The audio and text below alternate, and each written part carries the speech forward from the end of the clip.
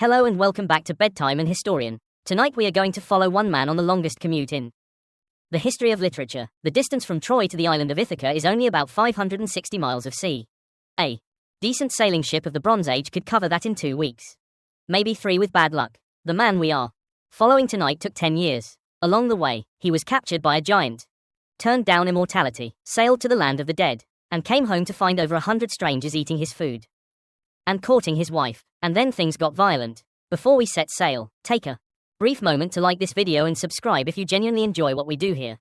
It costs you nothing and it keeps these long, quiet stories coming. And do something else for me as well. Post your location and your local time down in the comments. It helps other sleepless people around the world find their way here too. And there is something oddly comforting about knowing who else is lying awake with you tonight. Now, settle in, let your shoulders drop, and get comfortable. You are about to drift into the story of Odysseus, king of Ithaca, the man the ancient world called the most cunning of all the Greeks. Our story begins not with the hero but with his absence. Picture a small rocky island off the western coast of Greece sometime around the year 1200 BC. The island is called Ithaca. It is not a rich place. The ground is too stony for good farming and the hills are better suited to goats than to grain, but it sits well for a seafaring people and its harbors are deep and sheltered. On the highest ground stands a palace. Not a palace as we imagine palaces, not marble columns and golden gates, but a large sprawling house of stone and timber with storerooms full of wine and oil. A great hall with a central hearth and a courtyard where dogs doze in the sun.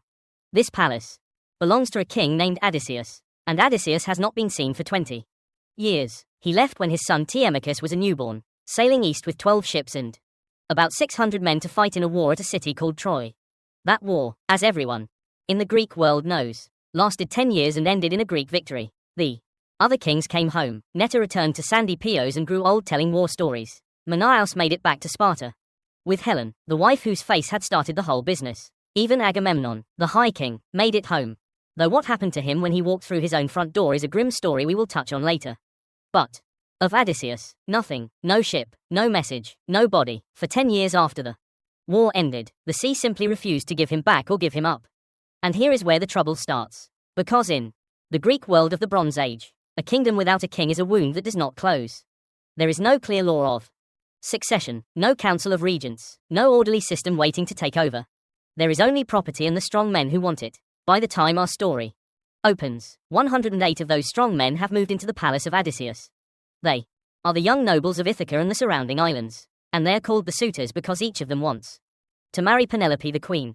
Whoever marries her takes the palace, the wealth, and very likely the throne. So they wait, and while they wait, they eat, day after day. The suitors slaughter the king's cattle and pigs, drain his wine cellars, and lounge in his great hall, playing games and shouting for the servants. They have been doing this for years. It is a slow, legal, smiling form of robbery. No single feast breaks any rule of hospitality, but 1,000 feasts together are bleeding the estate white. The Greeks had a sacred custom called zinnia, the law of guest friendship, which obliged a household to feed and shelter visitors. The suitors have taken this beautiful custom and turned it into a weapon. They are guests who will not leave. At the center of this occupied house stand 2 people holding the line. The first is Penelope, the queen. She is one of the most quietly remarkable characters in all of ancient literature. She cannot fight the suitors. She cannot expel them. She has no army, no husband, and no certainty that her husband is even alive. What she has is patience and a very good mind. For 3 years, she held the suitors off with a single trick. She announced that she would choose a new husband as soon as she finished weaving a burial shroud for her elderly father-in-law, Laertes. Every day she sat at her great loom, weaving, and every night by torchlight she carefully unpicked the day's work. Thread by thread, the shroud never grew, the wedding never came closer. It took 3 years, and a disloyal servant girl before the suitors discovered why. The second is Telemachus, the son. He was a baby when his father sailed, and now he is a young man of about 20. Which means he has never once seen his father's face. He has grown up in a house full of men who mock him. In the shadow of a legend he cannot remember. He is old enough to be angry and not yet strong enough to do anything about it. There are 108 of them and one of him. This is the situation on Ithaca as our story opens. And it is worth pausing to notice something. The poem that tells this story, the Odyssey, does not begin with its hero at all. It begins with the mess he left behind. The ancient Greek audience, hearing this poem sung aloud by a bard at a feast, would have understood immediately what was at stake. This is not just an adventure story about monsters and Magic. It is a story about a household on the edge of destruction and about whether order can ever be restored once it is broken. A word now about where this story comes from, because the telling of it is nearly as remarkable as the tale itself. The Odyssey is attributed to a poet named Homer, and it was composed somewhere around the 8th century BC, roughly 700 years before Julius Caesar and about 2,700 years before us. But here is the strange part. The events it describes, the Trojan War and its aftermath, belong to an even older world, the Greek Bronze Age, some 400 to 500 years before Homer himself. That world had collapsed long before the poet was born. Its palaces had burned, its writing system had been forgotten, and its kings had passed into legend. Homer was singing about a lost civilization the way we might tell stories about knights and castles. And for centuries, the poem was not written down at all. It lived in the memories of professional singers who could recite tens of thousands of lines from memory, adjusting and polishing with each performance. The Odyssey is about 12.00 lines long, sung aloud. It takes somewhere around 20 hours, which means the original audience experienced it more or less the way you're experiencing it tonight in the dark over many evenings, told by a single voice. Nobody knows who Homer really was, or whether he was one person or many, or whether he could see, since a persistent ancient tradition insisted he was blind. The Greeks themselves argued about it. 7 different cities claimed to be his birthplace, which tells you mostly that being Homer's hometown was excellent for tourism, even 2,500 years ago. What matters for us tonight is the story itself, and the story now needs its missing man. Far away from Ithaca, at the very moment the suitors are carving another of his oxen, Odysseus is sitting on a beach at the edge of the world. The island is called Odyssey, and it belongs to a goddess named Calypso, who found him shipwrecked and half drowned 7 years ago, and has kept him ever since. She loves him after her fashion. She has offered to make him immortal if he will stay and be her husband. He has refused.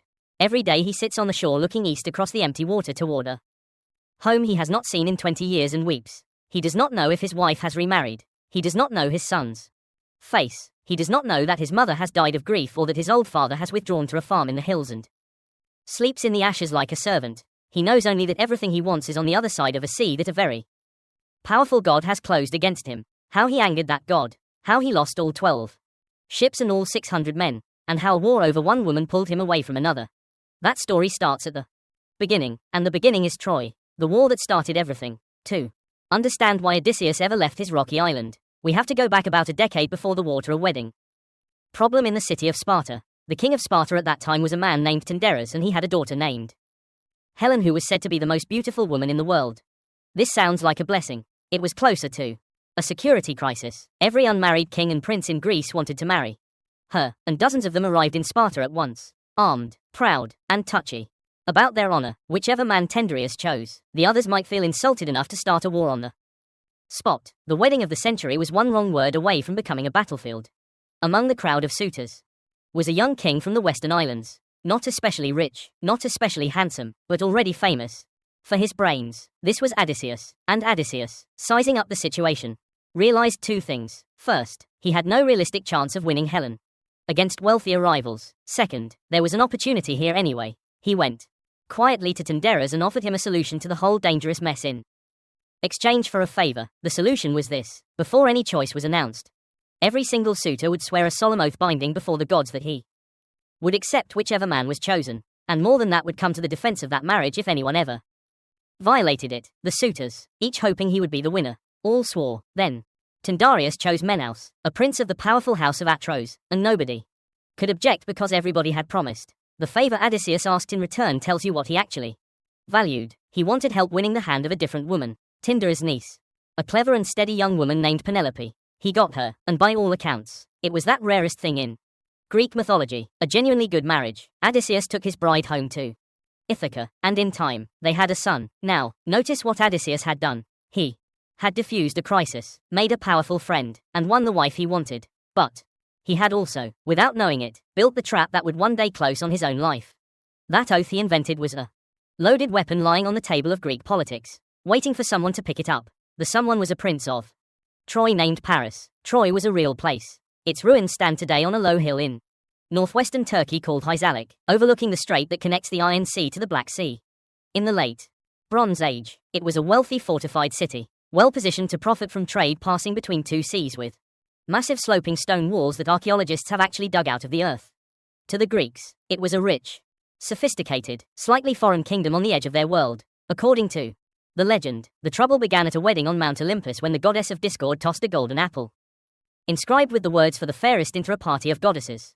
3 of them claimed it: Here, the queen of the gods, Athena, goddess of wisdom and war, and Aphrodite, goddess of love. Zeus, showing the good judgment that kept him in power, refused to pick a winner himself and handed the decision to a mortal, a handsome young Trojan prince named Paris, who was minding cattle on a mountainside. Each goddess offered Paris a bribe. Hera offered him power over all of Asia. Athena offered him wisdom and victory in every battle. Aphrodite offered him the most beautiful woman in the world. Paris, being young, chose the woman. It is generally considered the worst decision in Greek mythology made against remarkably strong competition. The most beautiful woman in the world, of course, was already married. That did not stop Aphrodite. When Paris came to Sparta on a diplomatic visit, Menelaus received him with full honors, feasted him, and then trustingly sailed off to a funeral in Crete, leaving his guest at home with his wife. When Menelaus returned, Helen was gone, sailed away to Troy with Paris along with a good portion of the palace treasury. Whether she went willingly or was taken by force is a question the Greeks themselves argued about for 1,000 years. And the ancient sources give you both versions. Either way, the oath came due. Menelaus went to his brother Agamemnon, king of Mycenae and the most powerful ruler in Greece, and Agamemnon sent out the call. Every man who had sworn the oath of Tyndareus was now bound to sail against Troy and bring Helen back. And here we meet one of the most human moments in the whole legend. Odysseus did not want to go. He was no coward, but he could count. Troy was far away, its walls were famous, and the war promised to be long. He had a young wife, an infant son, and a kingdom that needed him. An old prophecy was said to have warned him that if he went to Troy, he would not return for 20 years and would come back alone and unrecognized. So when the recruiters arrived on Ithaca, led by a sharp-minded noble named Palamedes, Odysseus tried the only escape available to a man bound by a sacred oath. He pretended to be insane. The recruiters found the king of Ithaca plowing a field, but plowing it wrong. In every way a field can be plowed wrong. He had yoked an ox and a donkey together, 2 animals of different sizes and speeds, so the plow lurched and wandered. He was sowing the furrows with salt instead of seed. He stared through his visitors as if they were not there. A madman cannot swear oaths and a madman cannot fight. It was a good performance. Palamedes did not believe a word of it, and he devised a test as ruthless as it was simple. He took the infant Telemachus from his nurse and placed the baby on the ground directly in the path of the oncoming plow. Odysseus swerved. Of course, he swerved, and in that swerve, the whole performance collapsed. A man sane enough to save his son was sane enough to go to war. So Odysseus went. He never forgave Palamedes, and years later at Troy, he would take a cold and carefully constructed revenge on him, forging evidence that framed Palamedes as a traitor and getting him stoned to death by the army. It is one of the darkest stories attached to Odysseus, and the Odyssey itself politely never mentions it, but it is worth knowing, because it shows you the other edge of the blade. The cleverness that saves Odysseus again and again in the story we're about to follow could also destroy and did. Once caught, Odysseus threw himself into the war effort with the energy of a man who knows the fastest way home is through. He became the expedition's chief recruiter and fixer. His most famous catch was a teenager hidden on the island of Sirens, disguised in girls' clothing among the daughters of the local king. Because his goddess mother knew he was fated to die at Troy, the boy's name was Achilles, and he was prophesied to be the greatest warrior of his generation.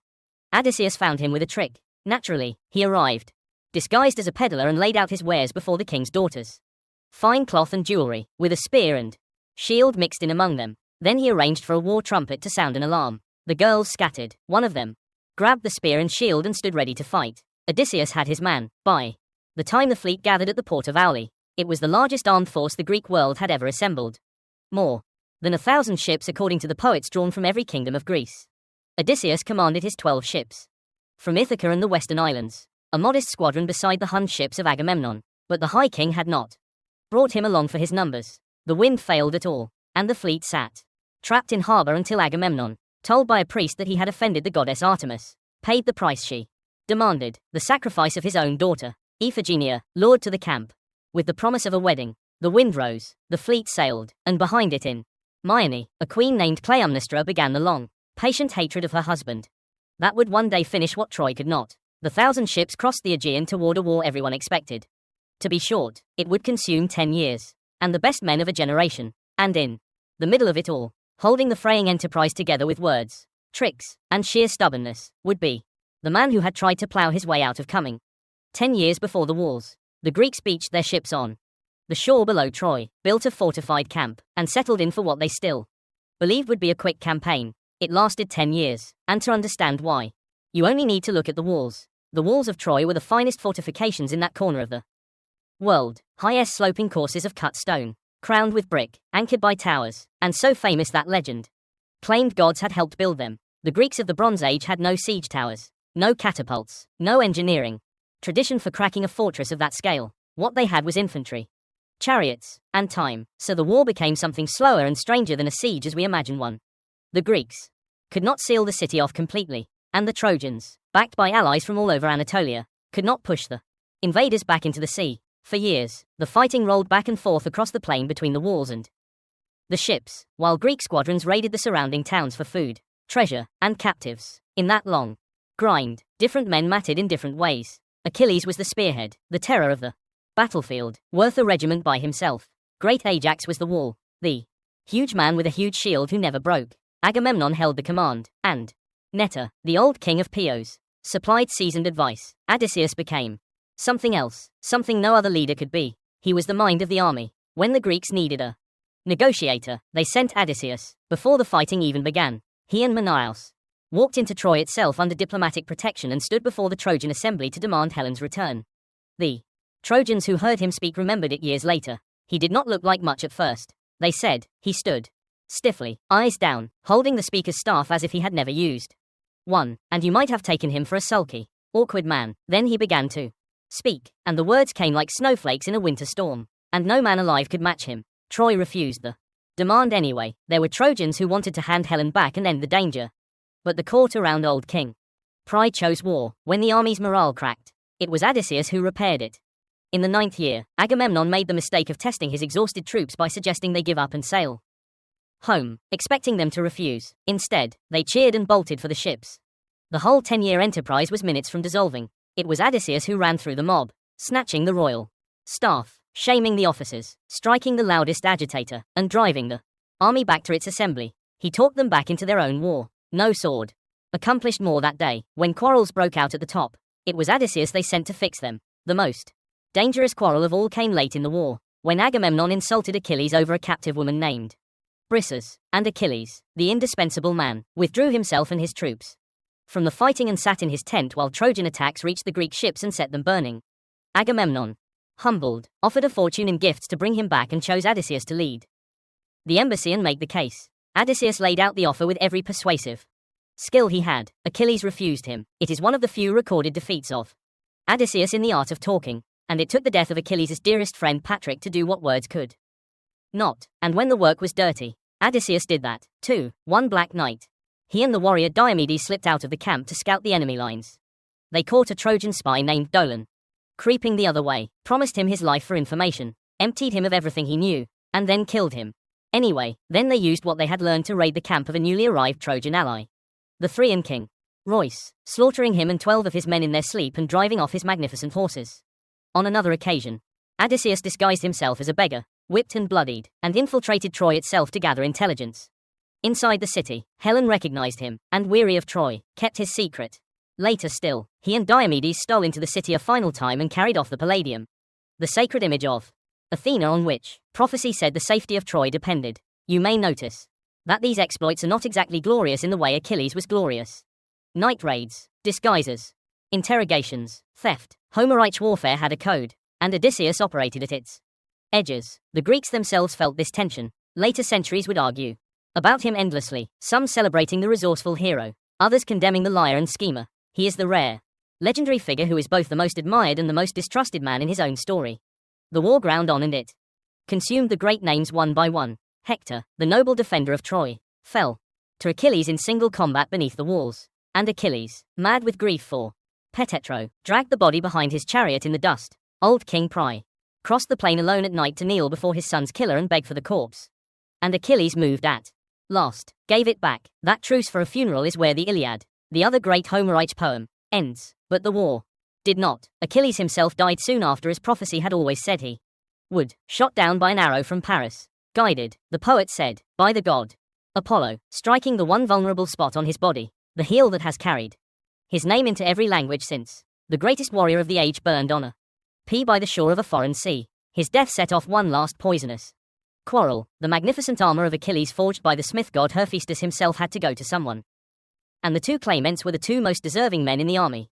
Great Ajax, the strongest of the Greeks after Achilles, who had carried the hero's body out of the battle, and Odysseus, who had held off the Trojans while he did it. The army judged the contest, some say with Trojan prisoners as jurors, and the armor went to Odysseus. The mind in the end was valued over the muscle. Ajax could not bear it. That night his sanity gave way. Athena clouded his mind, and he fell upon the army's herds of sheep and cattle in the dark, slaughtering them by the hundred. Convinced he was butchering Odysseus and Agamemnon and the commanders who had wronged him. When dawn came and he saw what he had actually done, standing among the carcasses, the shame was more than a hero of his kind could survive. He planted his sword in the earth, point up, and fell on it. The Greeks had lost their second greatest warrior, not to Troy, but to their own prize-giving. Odysseus, to his credit, argued afterward that Ajax deserved an honorable burial. Over Agamemnon's objections, he had wanted the armor, not the ruin. So, the 10th year found the Greek army victorious in almost every way that did not matter. Their best fighters were dead or spent. Troy's champion, Hector, was gone. Paris himself was eventually killed, and the city was battered, hungry, and stripped of allies. But the walls still stood, and the gates still held, and no Greek force had ever set foot inside them. Prophecies were collected and ticked off like items on a list. Fetch the bow of Heracles. Bring the son of Achilles into the war. Steal the Palladium. Odysseus arranged them all. Still the city stood. 10 years of blood had proven one thing beyond argument. Troy could not be taken by force. If it fell, it would fall to something else, and on the shore by the ships. The man who had spent a decade as the army's brain began to turn over an idea. It involved carpentry, an empty beach, and the most famous piece of livestock in human history, the wooden horse. The idea, when Odysseus finally laid it out for the other commanders, must have sounded like a joke. The mightiest army of the age had failed to break Troy in 10 years of open war. The new plan was to stop trying. Instead, the Greeks would pretend to give up and they would leave a present. Here is how it worked. Under the direction of a craftsman named Epius, and with the guidance of Athena, the Greeks built an enormous hollow horse of wooden planks, tall as a siege tower, polished and finished like an offering to the gods. Inside its belly was a hidden compartment with room for a picked force of armed men. The number varies by the telling, from a couple of dozen to more than 50. But every version agrees on who commanded them. Odysseus sat inside his own idea in the dark with the best remaining warriors of Greece packed around him. Then the army did the hard part. It vanished. The Greeks burned their camp, dragged their ships into the sea, and sailed away in full view of the walls, leaving the great horse standing alone on the empty shore. The fleet did not go home. It went just over the horizon to the island of Tenedos and waited. One man stayed behind on purpose. His name was Sun, a volunteer for what may be the bravest and least celebrated job in the whole war. His task was to be captured, found, hiding in the marshes, dragged before the Trojans. Sin spun the story of his life. He claimed the Greeks had given up and sailed for home, and that they had left the horse as an offering to Athena to atone for the theft of the Palladium. He claimed they had built it deliberately huge so the Trojans could never bring it inside their walls because a prophecy said that if the horse ever stood in Troy, the city would be untouchable forever, and he claimed the Greeks had meant to sacrifice him, Senon, to the gods for a safe voyage, and that he had escaped and now hated his own countrymen. Every detail was engineered almost certainly by Odysseus to make the Trojans want the horse, not merely tolerate it. The lie did not push, it pulled. Not everyone was fooled. A Trojan priest named Locon warned against the gift with a line that became immortal, saying he feared Greeks even when they brought presents, and he hurled a spear into the horse's flank where it stood quivering in the wood. Inside, the hidden men held their breath, and then in front of the whole city, 2 enormous serpents came out of the sea and crushed Lun and his sons to death. The Trojans read it as divine judgment on a man who had insulted a sacred offering. The princess Cassandra, cursed by Apollo to prophesy the truth and never be believed, cried out that the horse was full of armed men. The city laughed at her as it always did. The Trojans breached their own wall to bring their prize inside, hauled the horse up to the citadel with ropes and rollers, waved it in flowers, and threw the biggest party in the city's history. 10 years of siege were over. They drank the way people drink when a war ends, and by the small hours Troy was asleep for the first time in a decade, with no watch worth the name. In the darkness inside the horse, there had been one last test of nerve. Helen herself had come down to the horse in the evening, and whether from suspicion or mischief or some divided loyalty of her own, had circled it, calling out to the hidden men, imitating the voices of their wives. One of the warriors, hearing his wife's voice after 10 years, merely answered. Odysseus clamped a hand over his mouth and held it there until Helen gave up. and walked away. In some tellings he held the man down until he had strangled the life out of him rather than let him make a sound. That is likely a later embroidery, but it captures a truth about that night. Everything, the war, the fleet, every life in the horse hung on silence. Deep in the night, Senon slipped out and lit a signal fire. On Tenedos, the fleet saw it and turned back for the shore. And inside the citadel, a hatch opened in the belly of the horse, and Odysseus and his men came down a rope ladder into the sleeping heart of Troy. They killed the few sentries, opened the gates, and let the returning army pour in. What followed was not a battle, it was the sack of a city, and the ancient tellings do not soften it. The Trojans woke to fire and screaming, and armed men already in their streets. Some fought back magnificently and hopelessly, half-armed in doorways and courtyards. Priam's palace became a slaughterhouse. The old king himself put on armor his body could no longer carry, and his wife Hecuba pulled him back to shelter at the household altar, the most sacred place of refuge in his world. It did not save him. Neoptolemus, the teenage son of dead Achilles, killed Priam at the altar itself, one of the great sacrileges of that terrible night. There were others, and the poets recorded them like charges in an indictment. Cassandra fled to the temple of Athena and clung to the statue of the goddess, and a Greek commander, called Ajax the Lesser, a different man from the great Ajax, tore her away from it and violated her in the sanctuary. Hector's small son Astyanax was thrown from the walls, killed as a child so he could never grow into an avenger. The women of the royal house, queens and princesses of the richest city in that world, were divided among the victors as property. Andromache, Hector's widow, went to the son of the man who had killed her husband. Hecuba, the old queen, went to Odysseus. By morning, Troy was a smoking ruin, and everything the Greeks had come for was in their ships. Helen was returned to Menelaus, who had sworn to kill her on sight and found standing in front of her that he could not. Now, here is the turn in the story that ancient audiences understood in their bones, and that we need to understand to make sense of everything that follows. The Greeks had won the war, and in the winning of it, they had lost the gods. Greek religion was not a religion of mercy, but it was a religion of limits. Altars were sacred, temples were sacred, supplements, people who placed themselves under a god's protection, were untouchable. On the night Troy fell, the victors broke every one of those limits. Drunk on 10 years of pent-up rage, Athena, who had backed the Greeks through the entire war, who had helped design the horse itself, turned on them overnight because of the outrage against Cassandra in her own temple. When the army failed to punish Ajax the Lesser for it, her anger settled on the whole fleet. The homecomings, as a result, became a second catastrophe.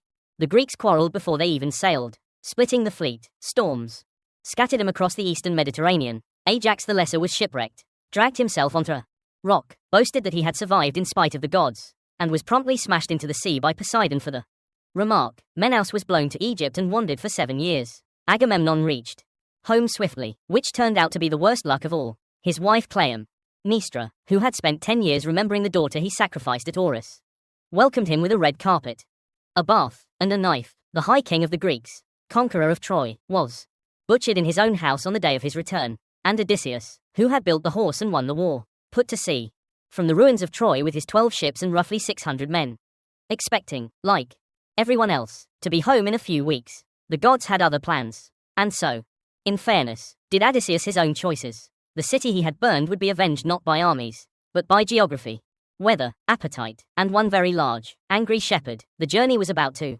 begin. The fleet set sail. 12 ships stood off the Trojan shore in the early summer light, loaded low in the water with plunder. Each was a black-hulled galley of the Bronze Age type, perhaps 50 men to a ship, a single mast with one square sail, and benches of rowers for when the wind failed. No decks to sleep under, no cabins, no compass, no charts. Sailors of that age navigated by coastlines, landmarks, stars, and accumulated memory, and they beached their ships at night whenever they could, because the open sea after dark was no place for sensible men. The route home was simple, and every man aboard knew it. Southwest along the coast of Asia Minor island, hopping across the Iron around the southern capes of Greece. Then north up the western coast to Ithaca, 560 miles or so. A few weeks of sailing. Some of the men had been teenagers when they left home. They were now in their 30s, and their sons, like Telemachus, were nearly grown. Every hour of sailing was an hour closer to faces they had spent 10 years trying to remember. And then at the very first opportunity they threw it away. The coast of Thrace lay near their route, and on it stood the city of Ismyrus, home of a people called the Swans who had been allies of Troy. To a Bronze Age war fleet, an enemy city with its army gone was not a place to avoid. It was a target. Raiding was not considered piracy in that world, or rather, piracy was not considered shameful. It was what armed men in ships did, an accepted way for kings to grow rich. And after 10 years of war, it was practically a reflex. Odysseus gave the order, and the fleet fell on Issus. The raid succeeded the way these things succeeded. The town was sacked, its men killed, its women and treasure divided among the crews. Odysseus, telling the story later, is completely matter of fact about it. This is worth pausing on, because it is our first clear look at the hero outside the war, and he does not look much like a hero. He looks like what he is, a Bronze Age warlord doing ordinary Bronze Age warlord things. The Odyssey does not apologize for this. It simply shows it and then it shows the bill. Odysseus, reading the situation, ordered an immediate withdrawal to the ships. The crews refused. There was wine on the beach and slaughtered sheep and cattle. And after a decade of army rations, they were going to have their feast. They ate and drank through the afternoon and into the night, while survivors of Ismarus slipped away in land to their kinsmen, the Chicanes of the interior, who were numerous, warlike, and rather good with chariots. At dawn the counterattack came, and it came in strength that Homer compares to leaves in springtime. The Greeks, heavy with wine and mutton, had to form up on an open beach against fresh troops. They held through the morning. By afternoon, the line broke, and the crews scrambled for the ships under attack, hauling off from the shore with spears falling around them. When they were clear and counted heads, the arithmetic was brutal. 6 men lost from each ship, 72 dead, give or take, traded for a pile of loot and the party. The fleet rode away in silence, and Odysseus records that they called the names of their dead 3 times across the water before setting course so the ghosts would not be left behind unmourned. It is an ugly little episode, and it is placed at the front of the voyage on purpose. Before any monsters appear, before any god intervenes, the pattern of the whole journey is set in miniature at Ismarus. Odysseus gives sound orders. The crew disobeys them for the sake of appetite. Men die. Remember that pattern. It will repeat at larger and larger scale until there is no crew left. The fleet ran southwest with a following wind, licking its wounds, and made for the southern tip of Greece. They passed the island of Cythera and came to the last great obstacle on the route, Cape Malea, the southeastern fingertip of the Greek mainland. And here we must speak of geography for a moment, because Cape Malea is not a legend. It is a real headland, and it has been feared by real sailors for as long as ships have existed. The mountains of the Cape funnel and twist the winds. The currents are treacherous, and weather from the north can hurl a vessel away from land faster than oars can answer. Ancient Greeks had a proverb about it: round Malea and forget your home. In the days of sail, ships wrecked there by the Hund, and modern archaeologists have found the seafloor around it littered with cargoes spanning thousands of years. Odysseus's fleet reached Malea, turned the corner, and was nearly home. Ithaca lay perhaps a week away. Then the north wind came down like a fist. The storm caught the 12 ships at the worst possible place and drove them bodily away from the Cape south past Cythera out into open water. For 2 days and nights they ran before it, sails torn, unable to claw back. On the 3rd day the sky cleared, and they raised sail and tried to beat back north. The wind and current would not let them. 9 days, Odysseus says. The winds carried him across the fish-filled sea, away from every coastline any man aboard had ever seen or heard described. 9 days is the poem's way of drawing a line on the map and then erasing the map. Somewhere in those 9 days, the fleet crossed out of the known world. Everything before Malea is real geography you can visit today. Troy, Imarus, Scyther, the Cape itself. Everything after it belongs to a different kind of space. A sea of islands that appear on no chart, populated by beings that follow no human rules. Ancient readers already argued about where the Lotus-Eaters or the Cyclops were supposed to live, pinning them hopefully to Libya or Sicily. And the geographer, Eratosthenes, a very sensible man, said you would find the route of Odysseus when you found the cobbler who sewed the bag of the winds. He meant that you would not. For the men on the ships, of course, it was not a literary transition. It was slow, dawning dread. Bronze Age sailors lived by known coasts the way we live by roads, and they were now beyond all of them, running on guesswork, with the waterskins going flat, and no idea what shore would rise ahead. 10 years of war had at least been 10 years in a known place. This was something new, the particular fear of being lost, which is different from the fear of being attacked and in some ways worse because there is nothing to fight. On the 10th day, a low green coastline lifted over the horizon. The ships ran in, found fresh water, and the exhausted crews ate a meal on the beach of whatever they had left. It seemed a gentle place. No walls, no chariots, no spear points glinting on the hills. Odysseus, cautious now after Ismarus, did not land the whole force. He picked 2 sailors and a herald, 3 men, and sent them inland with the simplest instructions in the world: find out who lives here and whether they eat bread, which was the Greek way of asking whether the inhabitants were civilized human beings. The 3 men walked into the green interior of the country, and they did not come back. The land of the Lotus-Eaters. The people of that coast were called the Lotus-Eaters, and they were by every outward measure the kindest hosts Odysseus would meet on his entire voyage. They did not attack the 3 scouts. They did not rob them, enslave them, or hold them for ransom. They welcomed the strangers, sat them down, and shared their food, which is exactly what the sacred law of hospitality asked of them. The food was the fruit of the lotus, a sweet flowering plant that was the whole of their diet, and as far as anyone could tell, the whole of their civilization, and whoever ate it stopped wanting to go home. That is the entire mechanism of the episode, and its quiet horror. The lotus did not poison the body or enslave the will. The scouts were awake, healthy, comfortable, and perfectly content. They simply no longer cared about Ithaca, the wives and children.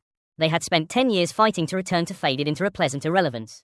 Like a story about someone else. All they wanted was to stay where they were, among the Lotus-Eaters, eating lotus forever, when you consider what these particular men had endured to get even this far.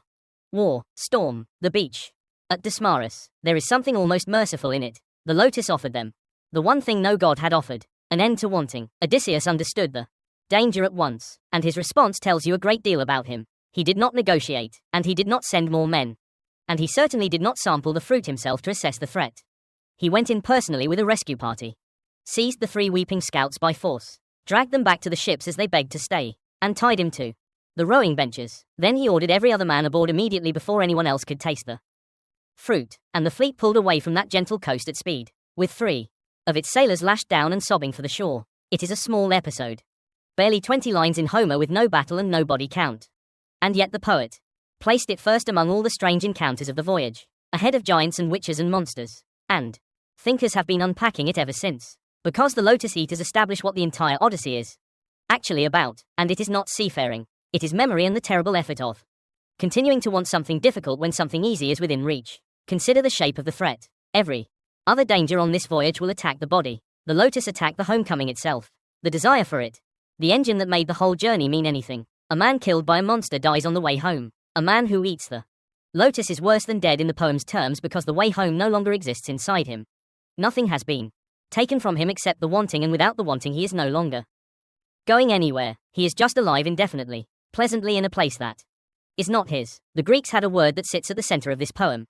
Nostos, meaning homecoming, the return of the hero across the sea. Pair it with another Greek word, algos, meaning pain, and you get a word that was actually coined thousands of years later by a Swiss medical student to describe homesick soldiers. Nostalgia, the ache for return. The Odyssey is the founding document of that ache, and the Lotus-Eaters are its founding warning that the ache can be cured and that the cure is a kind of death. Odysseus drags his men back to their benches, not because the lotus will hurt them, but because it will make them stop hurting, and the hurt is the only compass they have. It is also worth noticing who succumbed and who did not. The scouts ate. Odysseus did not. Through the whole voyage this will hold. The crew reaches for whatever is in front of them. Food, wine, plunder, sleep, safety, and Odysseus, whatever his other failings, keeps choosing the difficult thing that is further away. Not because he is immune to temptation. Later episodes will show him very tempted indeed. By comfort, by glory, even by immortality, but he can hold a future in his mind vividly enough to outweigh a present pleasure, and most of his men, brave as they are, cannot. In the arithmetic of this poem, that single capacity, more than strength or courage, is what separates the one man who gets home from the 600 who do not. People have long wondered whether a real plant hides behind the story. Ancient writers themselves went looking, and Herodotus, the great traveler and historian, reported a people on the coast of North Africa who lived on the sweet fruit of a real shrub and were called by the Greeks Lotus-Eaters. That plant still grows there, a modest relative of the juju, pleasant and entirely harmless, which rather undersells the legend. Others have proposed the blue water lily of the Nile, which has mild sedative properties, or the opium poppy known and cultivated in the Bronze Age Mediterranean, whose effects on motivation need no elaboration. The honest answer is that Homer was not writing botany. Whatever seed of travelers' gossip started the tale, the poet turned it into something no plant can be, a pure image of forgetting, and it is as recognizable now as it was 2,700 years ago. Every age since has had no trouble naming its own lotus. The fleet stood out to sea and left the Lotus-Eaters exactly as it found them, mild, generous, and going nowhere. The only people in the whole epic who never harmed anyone and never will.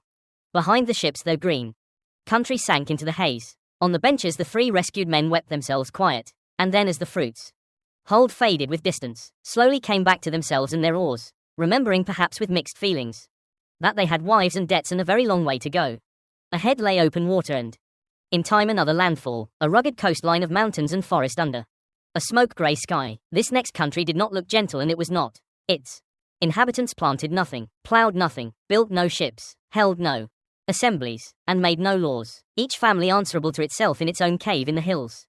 The Greeks could see, even from the water, the mouths of those caves and the huge folds and pens for flocks, and here and there on the slopes figures moving that seemed at that distance surely a trick of the light, because they were far too large to be men. Odysseus looked at that shore, and his curiosity, the trait that made him great and would soon cost him more than any storm, began to stir. There was a smaller island offshore, wooded and full of wild goats, safe and empty. The sensible thing was to water the ships there, eat some goat, and leave. The fleet did anchor there and did feast on the goats, and then in the morning, Odysseus announced that he would take his own ship, only his own, across to the mainland to find out what manner of beings lived in those caves, and whether they feared the gods, and whether they gave gifts to guests. He would get answers to all three questions. They were the worst answers available. The cave of the Cyclops. Odysseus crossed to the mainland with one ship and picked 12 of his best men for the shore party, leaving the rest to guard the vessel. He also brought something that seems at first like an odd item to pack for a reconnaissance. A goatskin of extraordinarily strong wine, a gift from a priest of Apollo whose family he had spared at Ismarus. It was dark, sweet, and so potent that its owner had mixed it 1 part wine to 20 parts water. Odysseus took it along, he says, because something in his spirit told him he was going to meet a savage stranger, huge and lawless. File that away. The wine is the whole story. They found the cave easily, a great cavern in the cliffs near the sea, fenced with a yard of quarried boulders and tall pines. Its owner was out pasturing his flocks, and inside the Greeks found the home of a very orderly monster, pens of lambs and kids sorted carefully by age, racks of cheeses, pails and bowls of milk and whey, everything clean and well managed. The crew sensibly wanted to steal some cheese and lambs, run to the ship, and sail away. Odysseus refused. He wanted to see the owner, he admits later, and to find out whether he would give guest gifts. 10 years of war had taught him everything except when to stop being curious. So they lit a fire, helped themselves to the cheese, and waited for the host to come home. The host came home at evening, driving his flocks before him, and carrying an enormous load of firewood, which he flung down with a crash that sent the Greeks scrambling to the back of the cave. Then he rolled a boulder across the entrance, a stone so vast, Homer says, that 22 wagons could not have moved it, and the Greeks, hidden in the shadows, got their first clear look at him. His name was Polyphemus, and he was a Cyclops, one of a race of one-eyed giants, and as it happened, a son of Poseidon, god of the sea. He milked his ewe and goats in perfect order, curdled half the milk for cheese, set the rest aside for his supper, and then rekindled the fire, and by its light he saw the men. The exchange that followed is one of the most chilling scenes in ancient literature, precisely because it starts as etiquette. Odysseus stepped forward and made a proper speech. They were Greeks, he said, homeward bound from Troy, driven off course, and they came to his knees as supplements, hoping for hospitality or a guest gift, as is the custom, and he reminded the giant that Zeus himself protects strangers and avenges wrongs done to guests. It was the correct speech, the one that had worked on every civilized shore in the Greek world. Polyphemus answered that the Cyclopes cared nothing for Zeus or any god, being stronger than gods, and then asked casually where the ship was.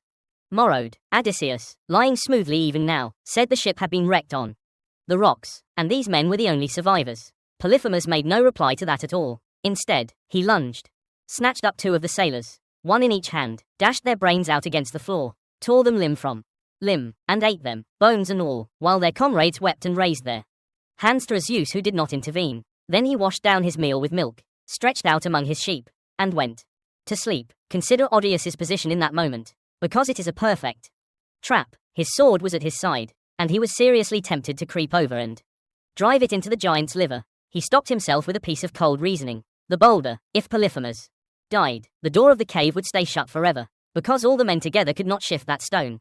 Killing the monster meant starving to death beside his corpse. The prison and the jailer had to be kept alive. Whatever escape existed would have to leave the giant able to open the door and unwilling or unable to stop them going through it. It is, if you step back, a genuinely elegant logic problem, being solved in the dark by a man listening to his friends being digested. Morning came, and Polyphemus breakfasted on 2 more sailors, then drove his flocks out to pasture, rolling the boulder back into place behind him as easily as a man caps a quiver. And through that long day, locked in the cave, Odysseus built his plan. There was a great club of green olive wood lying in the cave, big as a ship's mast. He cut a fathom's length from it, and his men shaved it smooth and sharpened one end to a point, and hardened the point in the fire, and hid the stake under the dung heaps. Then they drew lots for the 4 men who would help him drive it. And the lots, Odysseus notes, fell on exactly the men he would have chosen. Evening came and the giant returned and ate 2 more men, 6 gone now of 12. And now the wine. Odysseus filled a bowl with the priest's undiluted vintage and offered it to Polyphemus politely as a gift. The drink meant to accompany the meal of human flesh. The giant drained it and demanded more and more again, and then mellowing horribly offered his guest a gift in return and asked his name. The answer Odysseus gave is the most famous lie in Western literature. My name, he said, is Nobody. That is what my mother and father and all my friends call me. Nobody. And Polyphemus, drunk and delighted with his own wit, announced his guest gift. He would eat nobody last, after all his companions. Then he toppled backward and passed out so deep in wine that he vomited in his sleep. The Greeks pulled the scent from its hiding place and heated the point in the embers until the green wood was glowing and ready to catch. Odysseus says a god breathed courage into them then, and they needed it. 4 men lifted the beam. Odysseus guided the point, and they drove it into the giant's single closed eye and leaned on it. And Odysseus spun it from above, the way a shipwright spins a drill, and the eye hissed around the burning point, the way hot metal hisses when a smith plunges it into cold water. Polyphemus woke screaming, tore the stake out, and bellowed for help, and his fellow Cyclopes came running through the night from their caves in the hills and gathered outside the sealed boulder, asking what was wrong. Was someone stealing his flocks? Was someone killing him by treachery or violence? And from inside the cave came the anguished answer, nobody is killing me, nobody by treachery. His neighbors considered this. If nobody was harming him, they reasoned, then his trouble came from Zeus and was his own affair, and he should pray to his father, Poseidon, about it. And they went back to bed. The trap of the name had sprung perfectly. The victim's own cry for help had dismissed his rescuers. But the blinded giant still held the door. He rolled the boulder aside and sat in the entrance, with his arms spread, feeling for anyone who tried to slip out among the sheep. He may have been a monster, but he was not entirely a fool. So, Odysseus produced his second device. Working quietly in the depths of the cave, he lashed the giant's fat woolly rams together in threes with willow branches from the monster's own bed. Under the belly of each middle ram, he tied one of his men, with the flanking ram shielding him on either side. For himself, he took the biggest ram of the flock and clung underneath it by hand, buried in the fleece. At dawn, the rams pushed out to pasture as they always did, and Polyphemus stroked the back of every animal as it passed, and felt nothing but wool. His favorite, the great ram carrying Odysseus, came last, and the giant paused and spoke to it gently, wondering aloud why the leader of the flock was slow today, and whether it grieved for its master's eye, and promising what he would do to nobody if he ever caught him. Then he let it through. Sometimes the most unsettling moment in a horror story is the tender one. Beyond the boulder, out of arm's reach, the Greeks untied themselves, ran for the ship, driving the fat rams before them, and pulled hard for open water. 6 men fewer than they had come, but alive, free, and clear, and that should have been the end of it. It very nearly was nobody's fatal boast. The ship pulled away from the shore of the Cyclopes, oars beating fast, the stolen rams bleating in the hold. Behind it, on the cliff top, the blinded giant felt his way along the rocks, following the sound of the rowing. The sensible course was silence. Every stroke brought distance, and distance was safety, and the men at the oars knew it. Odysseus could not help himself when the ship was about as far offshore as a shout can carry.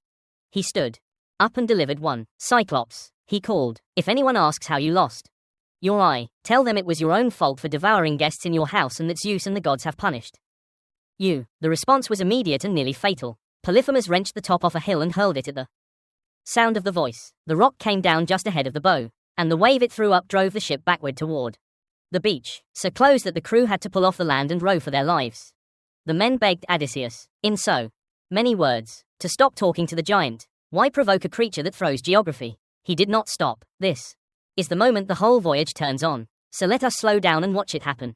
The ship clawed out to twice the distance, and Odysseus rose again, and this time his shipmates physically tried to hold him back and talk him down. It was no use. Something in him, and Homer, lets us see exactly what needed the monster to know. Cyclops, he shouted across the water, if anyone asks who blinded you, tell them it was nobody.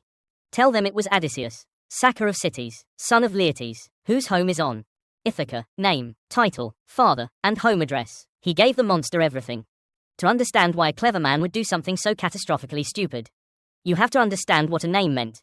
In his world, the trick with nobody had saved 12 lives, but it carried a hidden price, as long as the giant thought nobody had beaten him. Then in the accounting of fame that Greek heroes lived by, nobody had. The deed existed, but the credit did not. Heroes of that age lived and died for Cleos. The glory of having your name attached to your deeds and carried down the generations. In song, an anonymous triumph was in that currency worthless.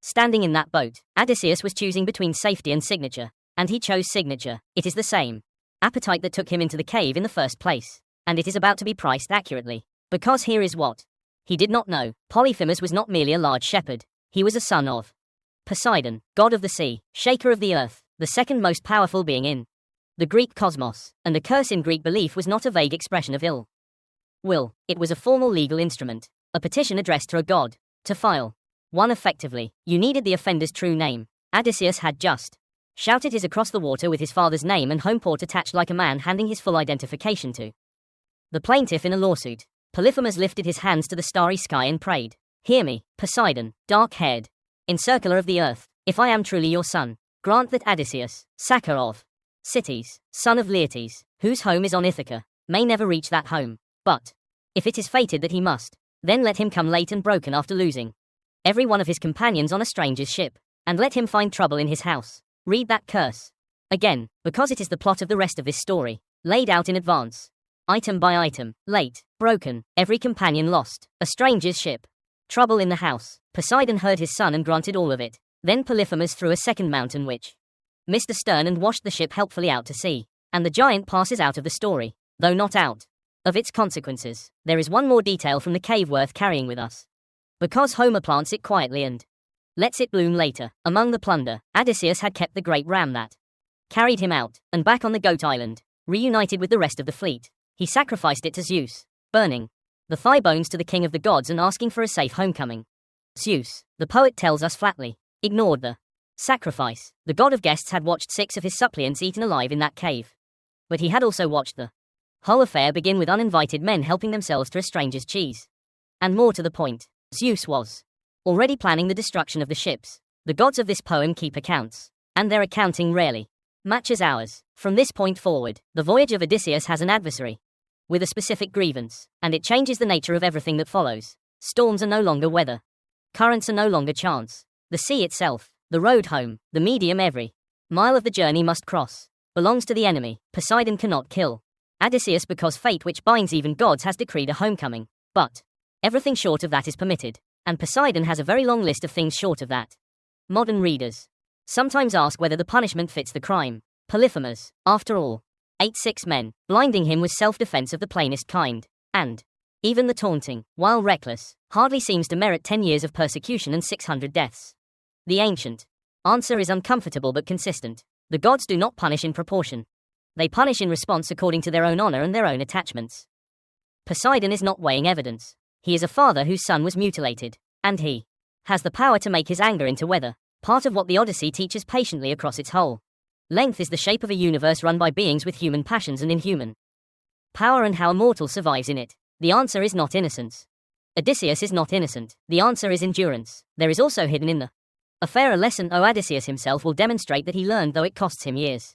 The next time we hear him refuse to give his name, and there will be a next time in a king's hall, with everything at stake, he will hold it back through feast after feast, tears and all, until the moment of maximum advantage, and on the day he finally walks into his own house, he will do it as nobody, an anonymous beggar in his own hall, and he will keep that disguise clamped down through insult after insult for days, while men throw furniture at him. The man who could not stay silent in a boat for 5 minutes will become the most patient liar in literature.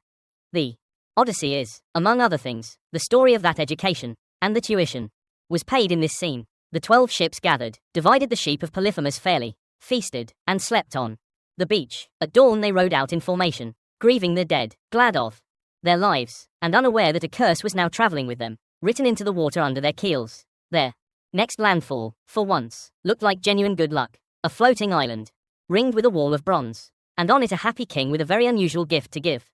For 30 days everything was about to go right, and then a piece of luggage would undo the world. The bag of winds.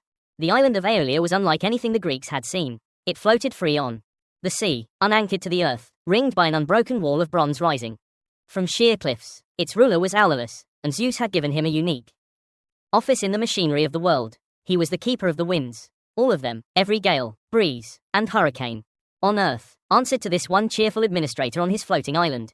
Aeolus lived there with his wife and their 12 children, 6 sons and 6 daughters, and he had solved the problem of finding suitable matches for them in a remote location by simply marrying the 6 sons to the 6 daughters. The whole family feasted together every day in a house rich with good things.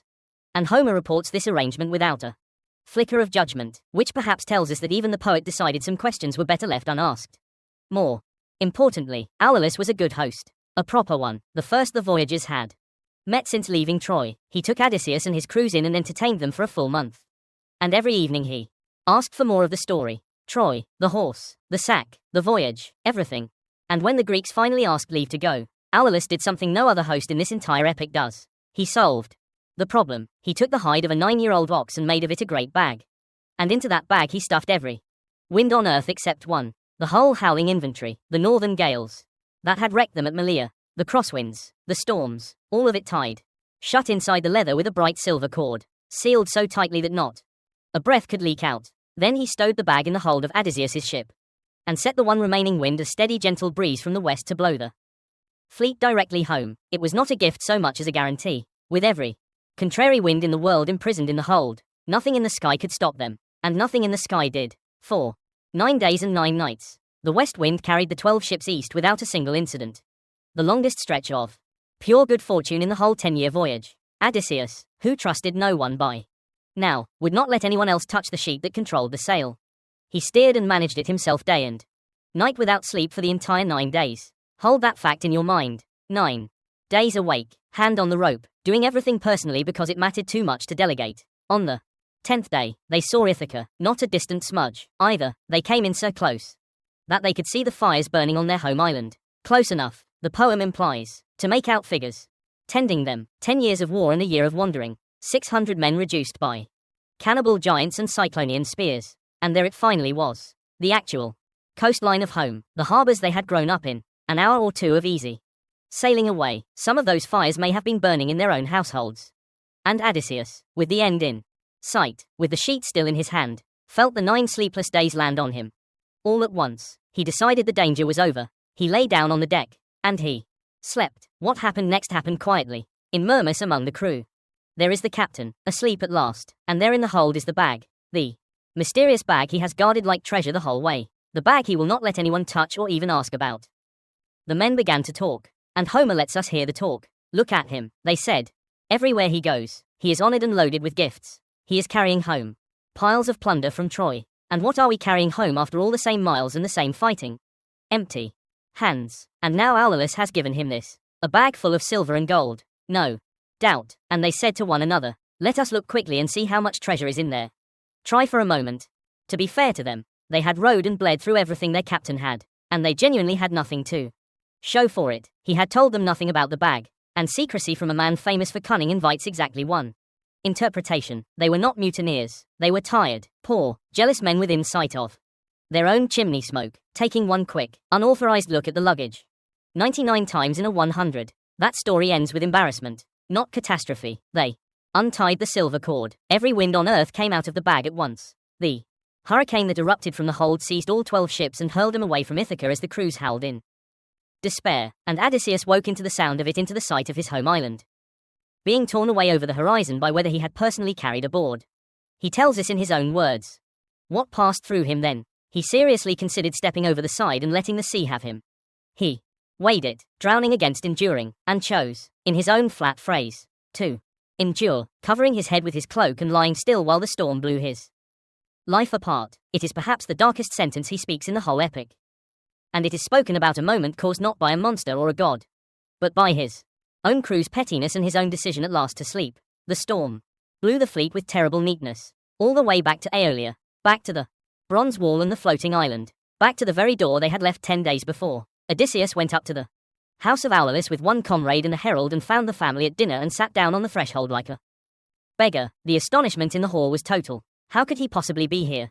What evil power had done this? And Odysseus told the truth, which for him is always notable. My accursed crew, he said, and sleep ruined me. Set it right, my friends. You have the power. The silence that followed was the end of the voyage's luck. Aeolus rose and ordered him out of the house, and the words he used mattered more than the eviction. Leave this island at once, he said, most cursed of living men. It is against all law for me to help or host a man so plainly hated by the blessed gods. You come here as proof of their hatred. Go." There it was, spoken aloud for the first time. Hated by the gods. Aeolus, a professional in the weather business, had examined the facts. A fair wind home, a 9-day guarantee, and the hurricane out of a sealed bag within sight of the destination and reached the only available diagnosis. This was not misfortune, this was policy. Somewhere in heaven, someone with jurisdiction had it in for this man, and no sensible host anywhere in the world should touch him. The curse from the cliff top was beginning to show its teeth, not as drama, but as paperwork. Doors would simply close now. Everywhere, politely and permanently, the Greeks trudged back to their ships and put out to sea with no wind to help them because the wind's master had washed his hands of them. For 6 days and nights they rowed in silence, the crews eating their hearts out in Homer's phrase over what they had done to themselves. No one blamed anyone. Aloud, there was nothing to say. The fires of Ithaca had been visible, and now there was only water and the sound of oars. On the 7th day, they raised a coastline, high cliffs enclosing a harbor so sheltered and still that it seemed designed by Providence. 11 ships rowed gratefully inside and tied up along the walls. Odysseus, for reasons he never fully explains, some instinct scraped raw by the past year, kept his own ship outside the harbor mouth and made it fast to a rock instead. That decision was about to make him one of the loneliest commanders in the history of the sea. Giants and the loss of the fleet. The harbor was called Telepolis in the land of the Lestrionians, and it was, from a sailor's point of view, perfect. Sheer cliffs wrapped it round. On every side, 2 headlands nearly met at the mouth, and inside no wave ever rose. 11 exhausted crews looked at that flat windless water after 6 days at the oars and did the natural thing. They rowed in, morrowed close together in the calm, and rested. It never seems to have occurred to anyone to ask why a harbor that perfect stood empty, with no ships in it, and no town visible, only a thread of smoke rising somewhere inland. Odysseus asked. He did not row in. He tied his own ship to a rock outside the entrance, climbed a crag to look over the country, saw nothing but that smoke, and did what he had done on every strange coast since the Lotus-Eaters. He sent 3 men, 2 sailors, and the herald to find out who lived there and whether they ate bread. The scouts followed a wagon road inland and met at a spring outside the town. A girl drawing water, a strapping girl, the poem says, the daughter of the local king, Antipates. They asked her politely who ruled this land. She pointed out her family's house, and the scouts walked to it and found inside a woman the size of a mountain peak, who called at once for her husband. The king came home from the assembly, and his idea of receiving foreign visitors was direct. He snatched up one of the sailors and began preparing him for dinner. The other 2 scouts ran for their lives down the wagon road, and behind him the king raised a cry through the town, and the Lestrians came out of their houses, thousands of them, not human-sized at all, but giants, and the giants did not chase the scouts. They did something far more intelligent. They went to the cliffs. Understand the geometry of what happened next, because it turns the perfect harbor into a perfect trap. 11 ships were morrowed side by side on still water enclosed by high rock on every side with one narrow gate to the sea. The Lestrians lined the cliff tops around the entire basin and began tearing boulders loose and dropping them straight down onto the packed ships below. There was no cover, no seam to maneuver, no wind to sail, nothing beneath the falling stones but wooden hulls and human beings. Homer compresses the massacre into a few terrible lines: the crash of splintering ships, the cries of dying men, and the giants wading in to spear the swimmers like fish and carry them off. He says plainly, for their ghastly meal. Odysseus, outside the harbor mouth, could hear it all and could do nothing. Nothing but one thing. He drew his sword and cut the cable that held his own ship to the rock and shouted his crew to the oars, and they rowed for open water in terror of their lives while the harbor behind them boiled. His ship, the one ship anchored outside, was the only one that escaped. The arithmetic of that afternoon is worth sitting with because Homer does not dwell on it, and the speed of the telling can hide the scale. 12 ships had left Troy, 11 of them, and every man aboard them, were destroyed in that harbor in a single hour. Perhaps 500 men, comrades of 10 years of war and a year of wandering, gone between one meal and the next. The fleet of Ithaca now consisted of 1 galley and some 45 souls. Everyone else who had sailed away from home a decade before, the neighbors, the cousins, the boys who had grown to manhood on the beaches of Troy, ended in the bellies of giants in a nameless fjord beyond the edge of the map. When the Ithacans in later years counted the cost of Troy, this hour was most of it. And notice, because the poem quietly insists on it, what saved the one ship? Not strength, not divine favor, certainly not luck, a decision. Odysseus had looked at a perfect harbor and declined it on no evidence at all, purely because a year of catastrophe had taught him that perfect things offered to tired men are usually bait. Paranoia is an ugly word for it. The Odyssey would call it having learned the captain who slept within sight of Ithaca, does not sleep here, and the difference between those two men is 11 ships. The lone ship fled on across empty water, and Homer gives them the strangest, saddest sentence of respite. Glad to have escaped death, he says, but grieving for their dear companions. Glad and grieving in the same breath, which is perhaps the most honest description of survival ever written. In time they raised a low, wooded island and beached the ship on its shore. For 2 days and 2 nights, the survivors simply lay by their vessel and ate their hearts out with exhaustion and sorrow, doing nothing at all, which after the year they had endured may have been the wisest command Odysseus never had to give. On the 3rd day he took spear and sword, and climbed to a lookout, and saw smoke rising from a house deep in the forest. He debated going straight to it and decided instead to feed his men first. And Providence for once cooperated. A huge stag crossed his path on the way down to the ship, and he killed it and carried it back across his shoulders. And the crew feasted on the beach and slept. At dawn, he called them together and told them the truth of their position, which was that he did not know their position. Friends, he said, we do not know east from west here, where the sun sets or where it rises. We are off every chart. There was smoke inland, and someone made it, and the only way forward was to find out who. The men, hearing this, broke down and wailed aloud, and Homer tells us exactly why. They remembered the last 3 times someone had gone to see who made the smoke. The Lotus-Eaters, the Cyclops, the Lestrionians. In their experience, smoke on the horizon meant that some of them were about to be eaten. It was not cowardice, it was pattern recognition. Odysseus, unmoved, did what commanders do. With unbearable decisions, he randomized it. He divided the survivors into 2 platoon of 22 men each, one under himself, the other under his second in command, a big, brave, somewhat unsteady kinsman named Eurylochus. They shook lots in a bronze helmet, and the lot that jumped out was Eurylochus's. Sir Eurylochus and his 22 marched inland, weeping as they went, and their comrades wept, watching them go, and the forest closed behind them. Deep in a clearing they found a house of polished stone, and around it wonder of wonders prowled mountain wolves and lions, which did not attack, but rose on their hind legs and fawned on the visitors like dogs greeting a master come home from dinner, wagging and cringing in a way that was somehow worse than a charge. From inside the house came the sound of a woman singing, a lovely voice weaving at a great loom. The men called out. The doors opened on a gracious lady who invited them into food and rest, and the whole platoon trooped happily inside, all but one, Eurylochus, smelling a trap at last. Exactly one house too late in his life to be useful, stayed outside, and watched through the door. What he saw sent him running back through the forest to the ship, so shattered he could barely speak. The lady of the house was named Circe, and the men who had gone in were no longer, strictly speaking, men. Circe's island. The island was called Ar, and its mistress was no ordinary woman.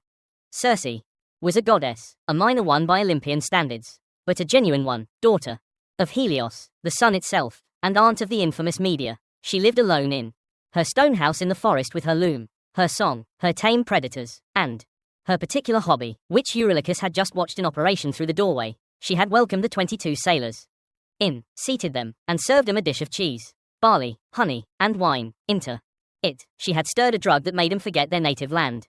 And when they had eaten, she struck them with a wand, and they became pigs. Bristles, snouts, bodies, voices, everything poor seen except the one thing that mattered. Their minds stayed human. She penned them in her sty, weeping pig tears with human understanding, and threw them acorns, and went back to her weaving. The wolves and lions in the yard, it was now clear, had been travelers, too. Back at the beach, Eurylochus choked out what he had seen, or as much as he could, and begged Odysseus to launch the ship and abandon the transformed men while escape was still possible. It was, from a purely actuarial point of view, sound advice. Odysseus refused it. He slung on his sword, took his bow, and ordered Eurylochus to lead him back to the house. And when the man clung to his knees and refused, Odysseus let him stay and went alone.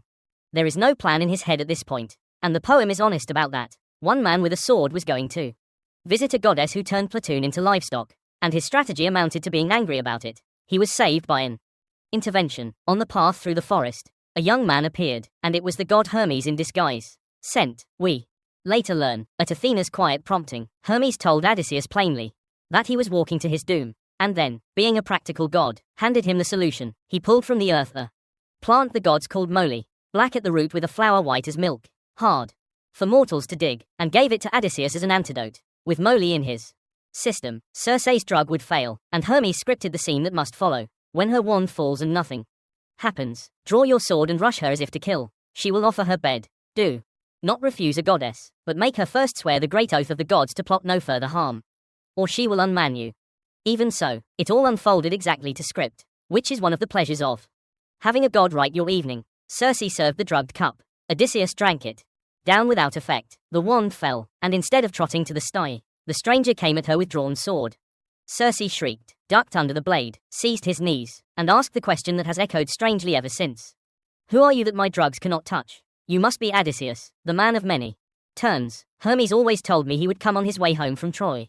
It is a chilly little revelation dropped in passing. The witch had his itinerary in advance. His arrival on her island was, in some register kept above the mortal world, scheduled. She swore the oath he demanded, and he took her offer, and her 4 maid servants bathed the salt off him and set a feast. And Odysseus sat before the food and would not eat. Circe asked why. His answer is one of his best moments. How could any decent man eat and drink? He said before his companions were free. Turn him back and let me see them. So she went out to the sty with her wand, and drove the pigs in and anointed each with a second drug. And the bristles fell away, and they were men again, younger, taller, and handsomer than before. The poem insists, and they knew Odysseus and wept, every man of them, and the goddess herself was moved by the sound of it. Then Circe did something no one expected. She invited the entire crew. Bring your ship ashore, she said, stow your gear in the caves and bring the rest of your men to my house. And Odysseus went back for them, and all but talked down Eurylochus, who was against it, understandably, having seen the sty from the visitor side, and the whole surviving company of Ithaca moved in with the witch who had bewitched them. What followed is the strangest passage of time in the Odyssey. They stayed a year, not imprisoned, not enchanted, not, as far as the poem tells us, drugged. They feasted every day on abundant meat and sweet wine in the house of the goddess, and the days folded into seasons, and the seasons folded into a full circle of the year. And nobody said the word Ithaca. The men who had wept within sight of their island's fires sat by warm hearths, eating well, and the man who had refused a magic fruit because it caused forgetting settled into a goddess's bed, and forgot on his own. No lotus required. Comfort, it turns out, does not need pharmacology. It ended the way these things often end, with the followers nudging the leader. His men took him aside, and their words have a gentle, careful sound, the sound of people waking a sleepwalker. Strange man, they said, remember your fatherland now, if it is really fated that you reach it. And Odysseus woke that evening. He went to Circe, held her knees, and asked her to keep her old promise and send him home. She did not argue, did not weep, did not bargain, which sets her apart from nearly everyone else who ever hosted him, but she told him something that dropped the bottom out of the room. You need not stay in my house unwilling, she said, but there is another journey you must make first. Before you can sail home, you must sail to the house of Hades and dread Pesvanone, to the land of the dead, and consult the ghost of the blind prophet Tiresias of Thebes, who alone among the dead keeps his understanding. He will tell you your way. Odysseus, hearing this, says his heart broken. He sat on the bed and wept and wanted no more of life, and no one can blame him. No living man had made that voyage, asking the way home and being told the route ran through death itself was the cruelest joke the cosmos had played on him yet.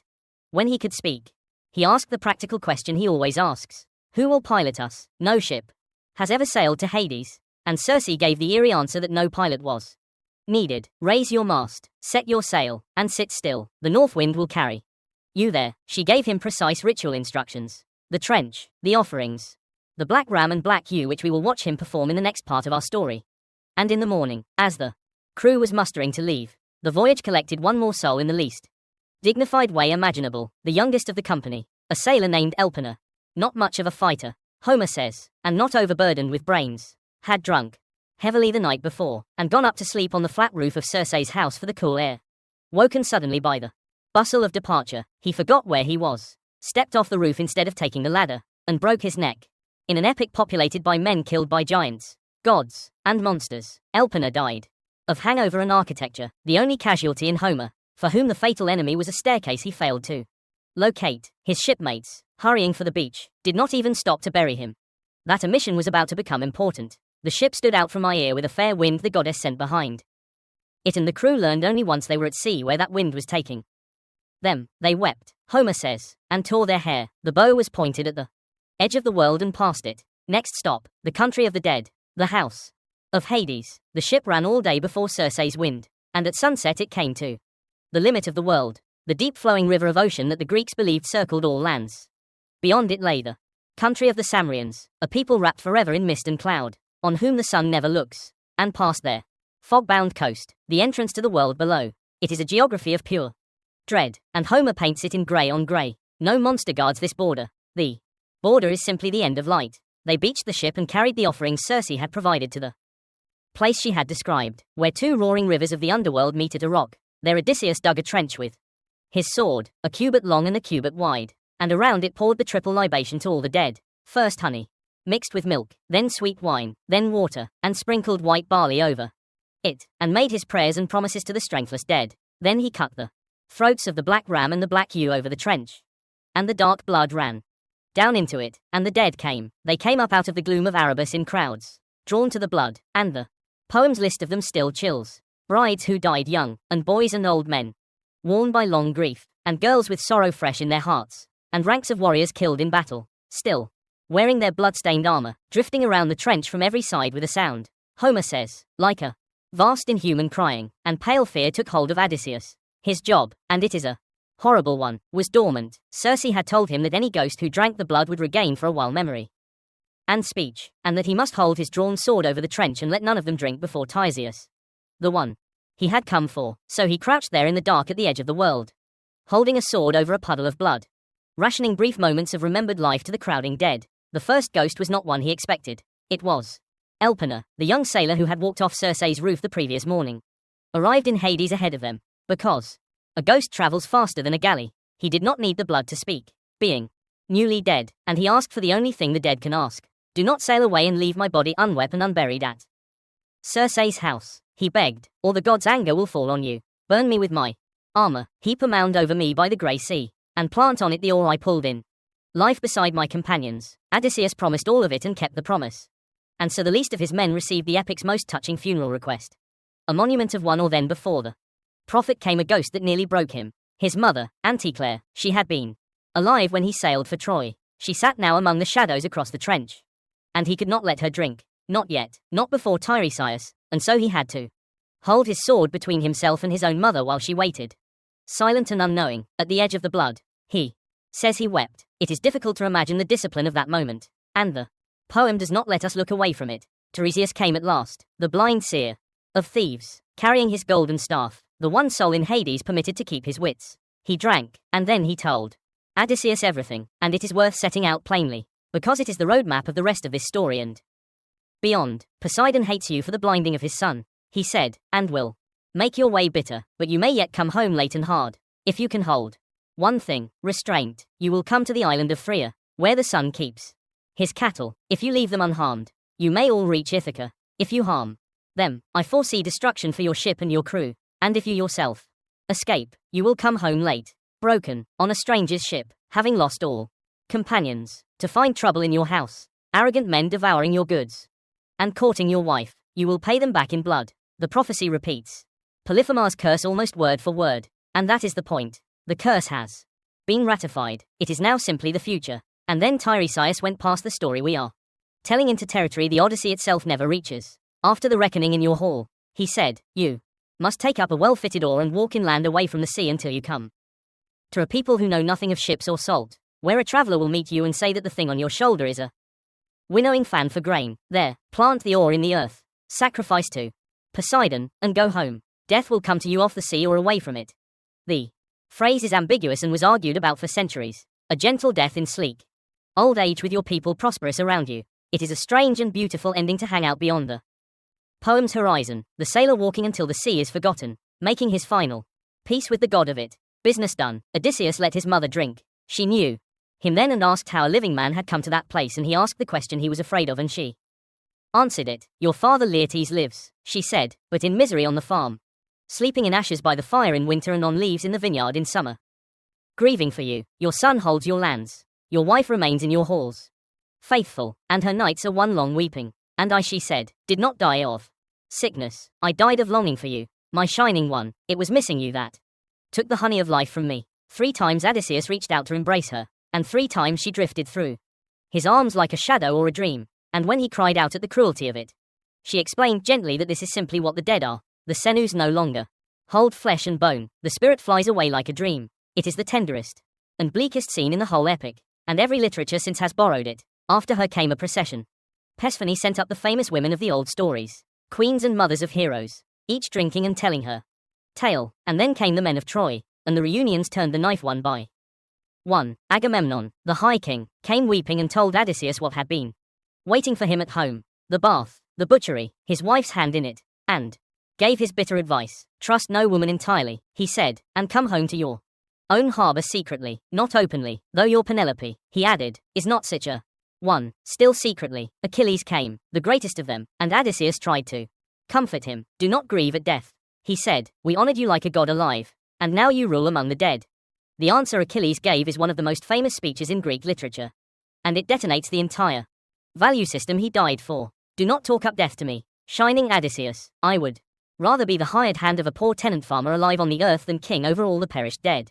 The man who chose a short glorious life over a long obscure one had seen the other side of the bargain, and he wanted his money back. He brightened only once when Odysseus told him his son Neoptolemus had fought bravely at Troy, and the ghost strode away across the fields of asphodel, rejoicing in his boy. One ghost would not come. Great Ajax stood apart, silent, still furious over the armor of Achilles, awarded to Odysseus that had driven him to suicide. Odysseus called to him with real remorse, wishing he had never won that prize, begging him to speak. Ajax turned without a word and walked into the dark. In a poem built out of speeches, it is the most devastating exit anyone makes, an anger that death itself could not soften. Deeper in, Odysseus glimpsed the famous machinery of the afterlife, Minos judging the dead with his golden scepter, Tantalus in his pool, water to his chin, fruit above his head, both flinching away forever from his thirst and hunger, Sisyphus heaving his boulder up the hill, and the boulder rolling shamelessly down again, and the shade of Heracles, gloomy even in glory, who recognized in Odysseus a fellow sufferer of impossible labors. Then the nations of the dead began to gather toward the blood in numbers past counting with their immense crying, and the nerve of even Odysseus reached its end. Pale terror took him. He says that Persephone might send up the Gorgon's head out of the dark, and he ran for the ship, and the crew bent to the oars, and the current of ocean and then a rising wind carried the living out of the country of the dead. He had gone down for directions. He came back up with something else which every listener of this poem receives along with him. He had seen what everything costs. Glory from the mouth of Achilles, homecoming from the mouth of Agamemnon, waiting from the mouth of his mother. The rest of his voyage and everything he endures in it is done by a man who knows the price list. The ship ran east over the grey water, back toward the sun, back towards Circe's island, where a promise to a dead sailor with an oar was waiting to be kept. Sirens, Scylla, and Charybdis, they came back to Aya in darkness and slept on the beach.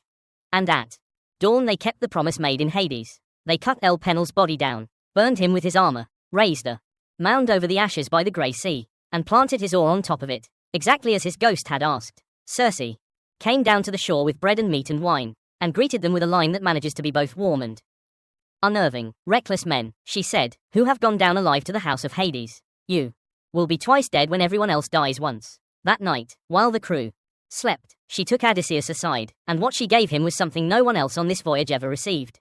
A briefing, item by item. She described every danger on the road ahead, what it looked like, how it worked, and what to do about it. The Sirens first, then a choice of 2 sea passages, and past them the island of the Sunday. She even told him where his own judgment would fail, and what to do about that. It is worth noticing what has happened to this relationship. The witch who turned his men into pigs has become the single most useful ally Odysseus has. He came to her island with a sword and left it with an intelligence report. At dawn they sailed, and the first test came quickly. The wind died to a flat calm, which Circe had predicted, because the Sirens make their own weather. The Sirens were 2 creatures on a flowering meadow of an island, and their weapon was a song. Any sailor who heard it turned his ship to the sound, and was lost, and around their meadow lay the proof, a heap of rotting men, the skin shriveling on their bones. What the song offered was not pleasure. Circe and the Sirens themselves are precise about this. The Sirens sang knowledge. We know everything that happened at Troy. They sang to Odysseus by name as he passed. We know everything that comes to pass on the fruitful earth. Come here and sail on wiser. It was a library that ate people. For a man of insatiable curiosity, it was the most personally targeted trap on the route. The defense prescribed by Circe has become one of the most famous images in the world. Odysseus took a wheel of beeswax, cut it up, and kneaded it soft in the Mediterranean sun and plugged the ears of every rower. The crew could hear nothing. Then, because Circe had told him he alone might listen if he wished, and because he was Odysseus, and of course he wished, he had his men bind him upright to the mast, wrists, and ankles, and gave a standing order. If I beg you to release me, bind me tighter. Then they rowed into the calm. The song came across the water, and it worked exactly as advertised. Even on a forewarned man, Odysseus strained against the ropes and signaled with his brows for release, ordered it, begged for it, and the system he had designed against his own future self held firm. Two of the crew, Paramedes and Eurylochus, got up and tied him tighter as instructed. The ship passed, the song faded, the wax came out, the ropes came off. He is the only man in mythology who heard the Sirens and lived, and he managed it by the most modern of methods, making a binding decision while sane about what he would be permitted to do while tempted. Philosophers and economists still call this kind of arrangement a Ulysses contract, using his Latin name, and it is used today in medicine and law. Several thousand years after a fictional sailor invented it with rope, beyond the Sirens, the sea itself began to smoke and thunder, and the crew, hearing it, dropped their oars in terror, and Odysseus walked the deck, talking them back to their benches. We have been in worse, he told them. This is not more terrible than the Cyclops' cave. It was a carefully selected truth. What he did not tell them, and he admits this to us directly, was what Circe had said about the passage ahead, because there was nothing they could do about it, and men cannot row and despair at the same time. The passage was a straight and modern tradition has always placed it, plausibly enough, at the narrow, turbulent strait of Messina between Italy and Sicily. On one side stood a low rock with a great fig tree, and under it 3 times a day a whirlpool called Charybdis swallowed the sea entire, and 3 times a day vomited it back, and when she swallowed, ships went down with the water and did not come back. No skill availed against her. She was simply a mouth in the ocean. On the other side rose a sheer cliff, its peak in permanent cloud, and halfway up it a cave. In the cave lived Scylla. Homer builds her carefully, 12 dangling legs, 6 necks of enormous length, each ending in a head with 3 rows of packed teeth. She yelped unexpectedly, with a voice like a newborn puppy, a detail that somehow makes everything worse. She could not be fought, could not be dodged, could not be outrun. Her method was fixed and dreadful. From every ship that passed within reach, each of her 6 heads took 1 man. Here was the choice Circe had laid out, and it is the coldest piece of arithmetic in ancient literature. Steer wide of Scylla, toward Charybdis and risk the whirlpool, taking the whole ship and every soul aboard, or hug Scylla's cliff and lose 6 men, not perhaps 6. Odysseus had asked Circe when she briefed him whether he could not somehow fight Scylla off and lose no one, and her answer was the whole lesson of his life, compressed into a sentence. Stubborn man, she said, always war and battle. Will you not yield even to the immortals? She is not mortal, she is an undying evil. There is no defense. The only course is flight, and the only question is the size of the loss. Row hard, and while you row, call on her mother to keep her from striking twice. So he chose, as every captain in his position must, and he chose the 6. He put on his armor anyway and stood in the bow with 2 spears scanning the cliff, knowing it was useless, unable to be the kind of man who does not try. The ship entered the strait, hugging the rock, every eye aboard fixed in horror on the other side, where Charybdis was in full swallow, the sea rowing down her throat, and the spray raining down on the mast, the exposed sand of the bottom showing black at the vortex's heart.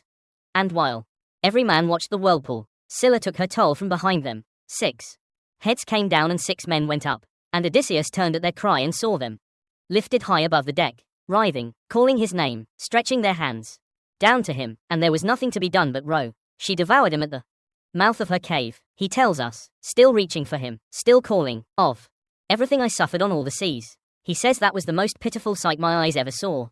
It is the one loss on the voyage that he chose in advance with full knowledge as the price of everyone else. And you can hear in the telling that the trade never stopped costing him. The ship shot out of the strait into open water, 39 men where 45 had been, and ahead, low and green on the horizon, an island appeared, and from far off across the water they could hear the lowing of cattle. Beautiful broad brow cattle in vast herds with a sound of home and pasture and ordinary life about it. Every man aboard had been warned about this island twice, once by a prophet in hell and once by a goddess on a beach. The warnings agreed exactly, and the crew was starving, and the cattle were fat, and the 2 warnings and the 1 hunger were about to have it out. The cattle of the Sunday. The island was Thracia, and the herds on it belonged to Helios, the sun, the god who sees everything that happens on earth, because looking down at it is, in the most literal sense, his job. 7 herds of cattle and 7 flocks of sheep, 50 head in each, numbers that never grew and never shrank, tended by 2 nymphs, his daughters, immortal livestock, sacred, inventoried, and under permanent aerial surveillance. There has never been a worse place in world literature to steal a cow. Odysseus did not want to stop there at all. Standing off the coast, he repeated to the crew what Tiresias and Circe had both told him, that this island held the most terrible danger of the whole voyage, and gave the order to row straight past, and for the first time on The voyage. The crew formally refused. Their spokesman was Eurylochus, the second in command, and his speech's mutiny conducted entirely in the language of reasonlessness. You are made of iron, he told Odysseus, never tired, and we are exhausted men who have not slept. Night is coming and night winds wreck ships, and you would have us row on into darkness past a safe beach. Let us land, cook supper, sleep by the ship, and sail at dawn. The whole crew shouted agreement, and Odysseus understood. He tells us that some god was working ruin because he had lost the argument before it started. He extracted the only concession available. Every man swore a solemn oath. They would touch nothing on the island, not one cow, not one sheep. They would eat only the provisions Circe had given them and leave at first light. That night, while they slept on the beach, Zeus sent the storm. It blew from the south for a night, and then it simply did not stop. For one entire month, 30 days, the south wind and the east wind took turns sealing the island shut. No ship of that age could beat out against it. The Greeks were pinned on Thracia, and day by day Circe's provisions ran down to crumbs, and then to nothing. The men scattered along the shore with hooks and snares, catching what fish and birds they could, and hunger of the genuine kind, the kind that hollows the face and unhinges the judgment, moved into the camp and settled down among the oaths, and all around them, morning and evening, the fat, glossy, forbidden cattle grazed within a spear's throw. Uncountable meals on the hoof, guarded by nothing but a promise. Notice the trap's design. Because it is designed, Tiresias had said, if you harm the cattle, and a prophecy of that kind does not wait passively to see what happens. The month of contrary wind is the mechanism by which the if becomes the outcome. The gods of this poem do not force men's hands. They arrange circumstances in which men's own natures will do the forcing, and then they wait. The crew that opened the bag of winds out of hungry envy is now being starved methodically next to an all-you-can-eat sacrilege. Odysseus held them for the full month, which may be the most underrated feat of leadership in the epic. Then he made the mistake that was waiting for him. He went inland alone to a sheltered spot out of the wind to pray to the gods for a way off the island.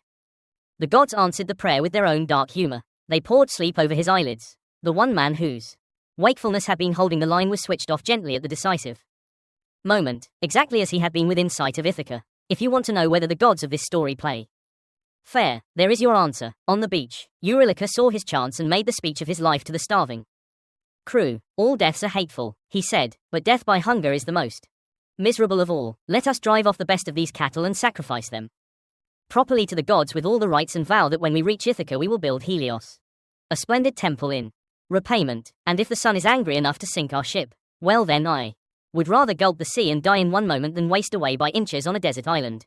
It is a genuinely persuasive speech. It offers piety, restitution, and a preference for quick death over slow, and every starving man on that beach voted yes with his feet. They cut out the finest of the sun's cattle and killed them. And the scene Homer gives us is a sacrifice gone wrong. In every physical detail, ritual is nightmare. They had no barley for the sprinkling, so they used oak leaves. No wine for the libation, so they poured water. The forms of worship performed with the wrong materials over stolen offerings to buy pardon for the theft in progress. And then the world itself began to object. The flayed hides crawled along the ground, the meat on the spits low, raw, and roasted alike, with the voices of cattle. The men ate anyway. They feasted on the bellowing meat for 6 days, which is perhaps the most quietly horrifying sentence in the poem. Hunger will make men do what gods forbid, but it takes something darker to go back for seconds while dinner is audibly complaining. Odysseus woke, smelled the roasting fat on the wind, and knew everything before he reached the beach. His cry to the gods is the sound of a man at the end of a long rope. You lulled me to sleep to ruin me. Up on Olympus, the accounting was already in motion. The nymph herdsmaids had run to their father, and Helios stood before Zeus with an ultimatum that shows exactly how much leverage the sun carries. Punish the men who killed my cattle, he demanded, or I will go down and shine among the dead instead and light the underworld. A solar strike. Zeus, facing the prospect of the sun leaving the sky over an insurance dispute, gave his word. Sail on, old friend, I will handle the ship personally. On the 7th day the wind finally dropped, and the Greeks launched at once and stood out to sea. And for a little while the island sank astern, and hope came back aboard. Then, when they were out of sight of all land, with nothing but sky and water in every direction, Zeus parked a blue-black cloud directly over the ship, and the sea went dark beneath it. The end came with terrible efficiency. A screaming squall from the west snapped both for days, and the mast went over backward, its rigging crashing into the BGE, and the falling spar struck the helmsman's skull and dropped him dead over the side. Then Zeus threw the thunderbolt. The ship hit a midship spun and filled with sulfur, and every man aboard went into the water, and Homer gives the crew of Odysseus their final image, bobbing around the black hull like seabirds on the waves, the god taking away their homecoming, until one by one the sea collected them. Every prophecy, every warning, every oath had come to this. Of the 600 or so who sailed from Troy, the count of the living now stood at one. Odysseus survived by shipwright's instinct. He lashed the floating mast and keeled together with a leather backstay and rode the wreckage like a raft. And then the wind swung to the south and delivered the punchline of the god's cruelty. It blew him backward all night, straight to the straight to Charybdis, and he arrived exactly as she began her morning swallow. The whirlpool took his raft down. Odysseus leapt, caught the branches of the great fig tree overhanging the vortex, and hung there, clinging like a bat, he says, with nothing below his feet but the spinning throat of the sea, waiting the hours until Charybdis vomited the waters back. His timbers finally shot up out of the deep, and he dropped, hit the water beside them, climbed on, and paddled out of the strait with his hands. Scylla on her cliff never saw him. A god, he says simply, hid him from her. Even Poseidon's curse, it seems, respected the technicality. He had to live. For 9 days, he drifted on his lashed together spars across an empty sea. On the 10th night, the gods brought him ashore on a wooded island at the navel of the ocean, the home of a goddess who lived alone, and who would look at the half-drowned, salt-crusted sole survivor washed onto her beach, and decide with the whole heart of an immortal that she was going to keep him. The island was Ogygia. We have been here before in the very first minutes of tonight's story. The wanderings are over. The waiting is about to begin. 7 years with Calypso. Ogygia was, by every account, a paradise. A cave hung with vines heavy with grapes, meadows of violets and wild parsley, 4 springs of clear water running off in 4 directions, alders, and poplars and sweet-smelling cypress full of nesting birds. Homer says that even a god arriving there would stop and stare in wonder, and one eventually does exactly that. Its only inhabitant was Calypso, a goddess, daughter of the Titan Atlas, living in exile at the far edge of the sea, alone with her loom and her garden. Her name comes from a Greek word meaning to hide or to conceal, and that is precisely what she did with the man the sea delivered to her. For 7 years, as far as the world knew, Odysseus had ceased to exist. Understand what she offered him, because it was the largest offer any mortal in Greek myth ever received. Not just her bed, and not just the island, immortality. She would make him ageless and deathless, her husband forever in a garden at the end of the world. Every terror of the human condition can lead. The fate that took Achilles waved. The old age waiting for him waved. All he had to do was stop wanting Ithaca. And here is the extraordinary thing. The thing that makes Odysseus who he is. He said no, not once in a grand dramatic scene, but continuously, quietly, for 7 years, in the only way available to a mortal with no ship, which was to remain in grief. The nights, Homer tells us with his usual honesty, Odysseus spent in the goddess's bed, unwilling beside the willing, because she was a goddess, and he was her guest and prisoner. And the poem does not pretend a captive has clean choices, but the days he spent alone on the headland, sitting on the rocks, looking east across the water, and weeping. 7 years of that, the man of many devices, the escape artist of the age, out of devices, with nothing left of his cleverness but the refusal to be consoled. It is worth pausing on the choice itself, because the poem clearly wants us to. Calypso, when it all comes to a head, puts the comparison to him directly and without malice. I am telling you, she says, that if you knew the suffering still waiting between here and your homeland, you would stay with me and be immortal. And besides, she adds, with an immortal's frankness, I am surely not inferior to your wife in form or stature. Mortal women cannot compete with goddesses in beauty. Every word of it is true. And Odysseus's answer is the hinge of the whole epic. Goddess, he says, I know it. All of it is just as you say. Wise Penelope is less than you to look upon, for she is mortal and you are deathless and unaging. But even so, what I want every day is to go home and to see the day of my return. And if some god wrecks me again on the wine-dark sea, I will bear it. I have suffered much already. Let this be added to the rest. Read that answer again, slowly, because it is one of the great statements of what it means to be human. He does not pretend the island is not beautiful or the goddess not superior or the sea not dangerous. He concedes every point and chooses Ithaca anyway. He chooses a mortal wife over an immortal lover, an old age over an eternal youth, a difficult real life over a perfect suspended one. The Lotus in section 6 erased the desire for home from the outside. Calypso's offer tests whether that desire can dissolve from the inside. Given 7 years of paradise to soak in, it cannot. Scholars sometimes say the whole Odyssey is contained in this one scene, and they are not wrong. It is the story of a man who was offered everything and asked instead for his own life back. The rescue, when it finally came, started far away in a committee meeting on Olympus, with Poseidon conveniently absent, feasting with the Ethiopians at the edge of the world. Athena raised the case of Odysseus before Zeus and the assembled gods. Her speech is a masterpiece of targeted indignation. What is the point, she asked, of any king being gentle and just, if this is his reward? Odysseus rots on an island held by a nymph, weeping for a home he cannot reach, and his son is now in danger, too, for the suitors on Ithaca are plotting to murder the boy. Zeus prodded, agreed that the time had come, and the machinery of fate finally turned. Hermes, the messenger, was dispatched across the sea, skimming the waves like a seabird to deliver to Calypso the decision of the management. The scene between the two immortals is one of Homer's finest. Hermes arrived at the lovely cave, found the goddess weaving and singing, cedar and juniper burning fragrant on her hearth, and Odysseus, as ever, off on the shore, crying over refreshments, because even divine ultimatums observe hospitality.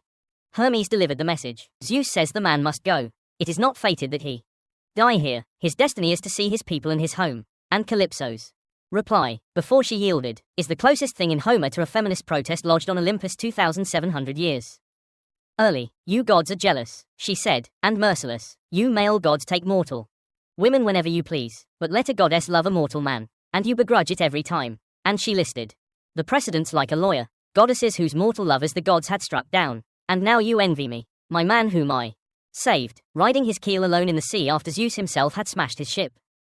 Very well, let him go if Zeus commands it, but I cannot send him. I have no ships, no crews. I can only give him advice and hide nothing. She kept her word with a grace that redeems her whole captaincy of that island. She found Odysseus on the shore and told him to grieve no more. She was sending him home, and his first reaction was pure Odysseus. He did not believe her. He refused to set foot on any raft until she swore the great oath of the gods that this was not some new trick against him, and Calypso smiled, stroked his cheek, called him incurable, and swore it by the Styx, the oath no god can break. That evening they dined together. A last time, she on ambrosia, he on mortal food, and she made her final offer of immortality, and heard his final answer, and let it be. Then for 4 days the goddess and the man built a boat. She gave him a great bronze axe and an adze, and led him to the tallest trees on the island, older and popular and fir, long dead and dry, the best wood for floating. He felled 20 of them, trimmed and smoothed and joined them with pegs and mortises, decked the craft, stepped a mast, hung a steering oar, and fenced the sides with willow against the waves. And Calypso brought cloth for the sail, and provisioned the boat with water, wine, grain, and cooked meats. Homer, whose audience knew boats the way we know cars, lingers lovingly over every joint and plank. This is important. The last ship of Odysseus was not given to him. He built it with his own hands, plank by plank, the king becoming carpenter to earn his way back into the world. On the 5th day she bathed him, dressed him in fragrant clothes, sent a warm fair wind behind him, and stood on the shore of her hidden island and watched the raft dwindle least.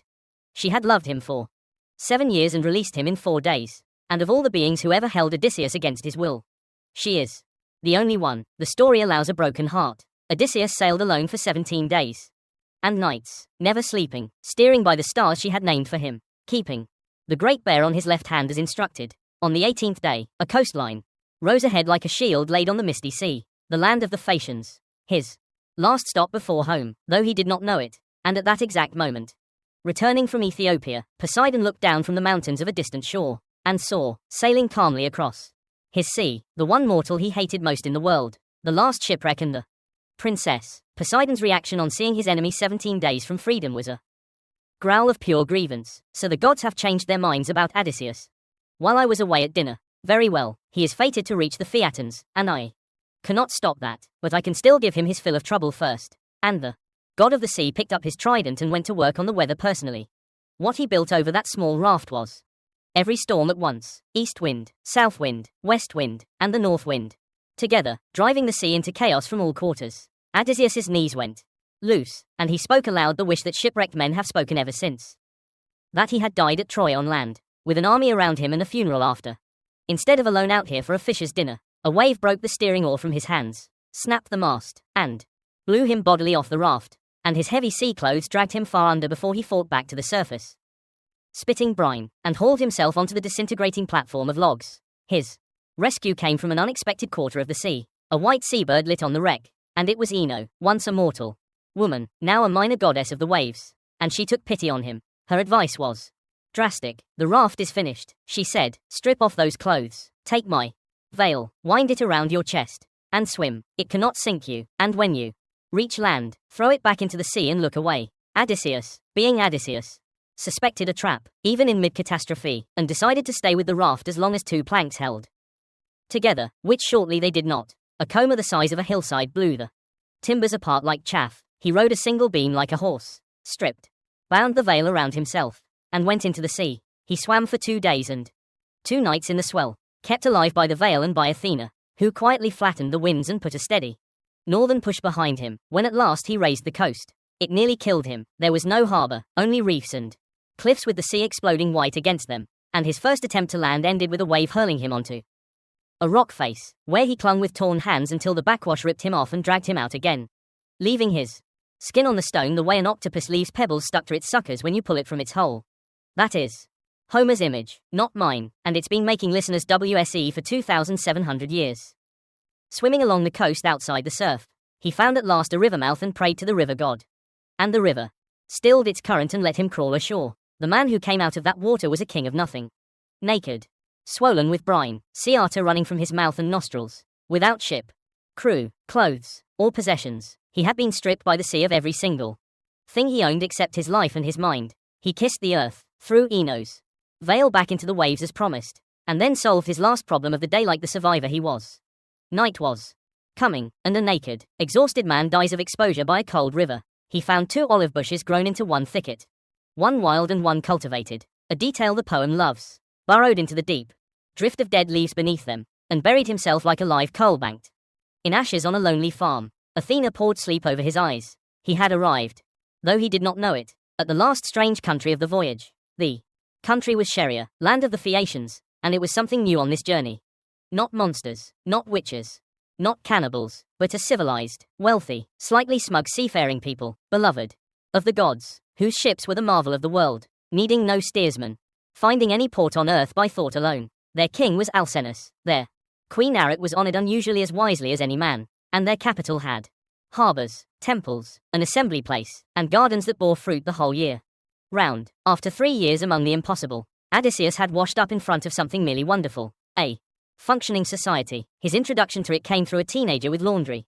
The princess Norse, prompted by a dream Athena sent, had driven the palace washing down to the river that morning with her maids, and after the work they bathed and played ball on the beach. And a stray throw into the river raised a shout that woke the sleeper under the olive trees.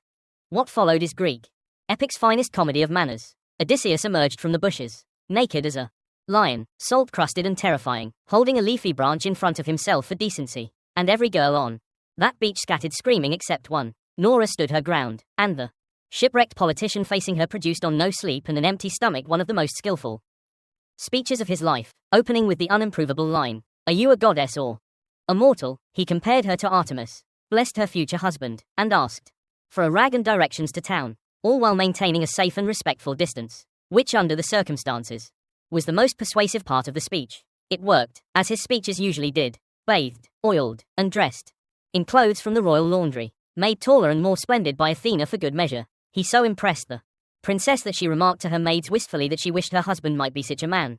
She gave him shrewd local advice: enter the city separately to avoid gossip, go straight past the king and clasp the knees of Queen Arete, whose favor decided everything in that house. He did exactly that, walking into the torchlit hall through a mist Athena wrapped around him and materializing to the astonishment of the court at the queen's feet. The Phoians received the nameless stranger with textbook hospitality, food first, questions later, and their Odysseus stayed for days, a guest of honor with no name, while the court entertained him. And here Homer builds one of his most cunning scenes. The blind court bard, Diodocus, sang for the company, and what he sang with all the world's stories to choose from was the Trojan War, the quarrel of Odysseus and Achilles, the famous names, and the anonymous guest at the feast pulled his cloak over his head and wept into it secretly at hearing his own life performed as entertainment. Twice it happened, and the second time the bard sang the story of the wooden horse itself and Odysseus dissolved.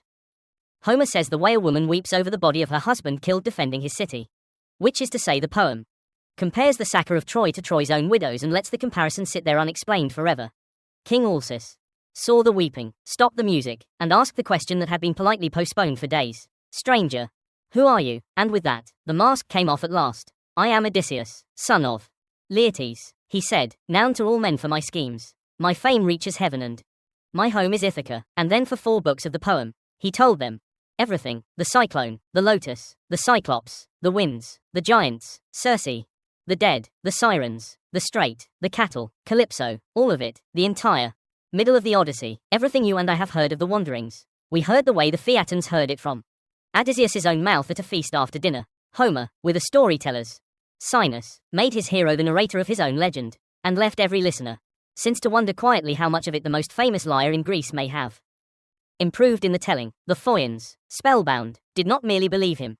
They paid him, else called for gifts from every noble, bronze and gold and fine cloth, until the stranger who had crawled ashore naked possessed more treasure than his share of Troy's plunder, the plunder at the bottom of the sea with his ships. Then they made good on their name as the ferrymen of the world. A ship was launched, the gifts stowed, and Odysseus, after farewells, in which Norse asked only that he remember her since she had saved him first, lay down on a blanket on the deck. The magic ship ran west through the night faster than a hawk, and sleep took him deep, sweet, and the poet says, most like death, the last sleep of the voyage. He did not wake when the ship touched Ithaca. The Phaeacian crew carried the sleeping king ashore, laid him gently on the sand of his own island, stacked the treasure by an olive tree, and rowed away. After 20 years, 10 of war, and 10 of wandering, Odysseus came home unconscious and missed it. Poseidon exacted one last toll, not from him, but from his helpers. As the Phaeacian ship entered its home harbor, the god turned it to stone with one blow of his open hand.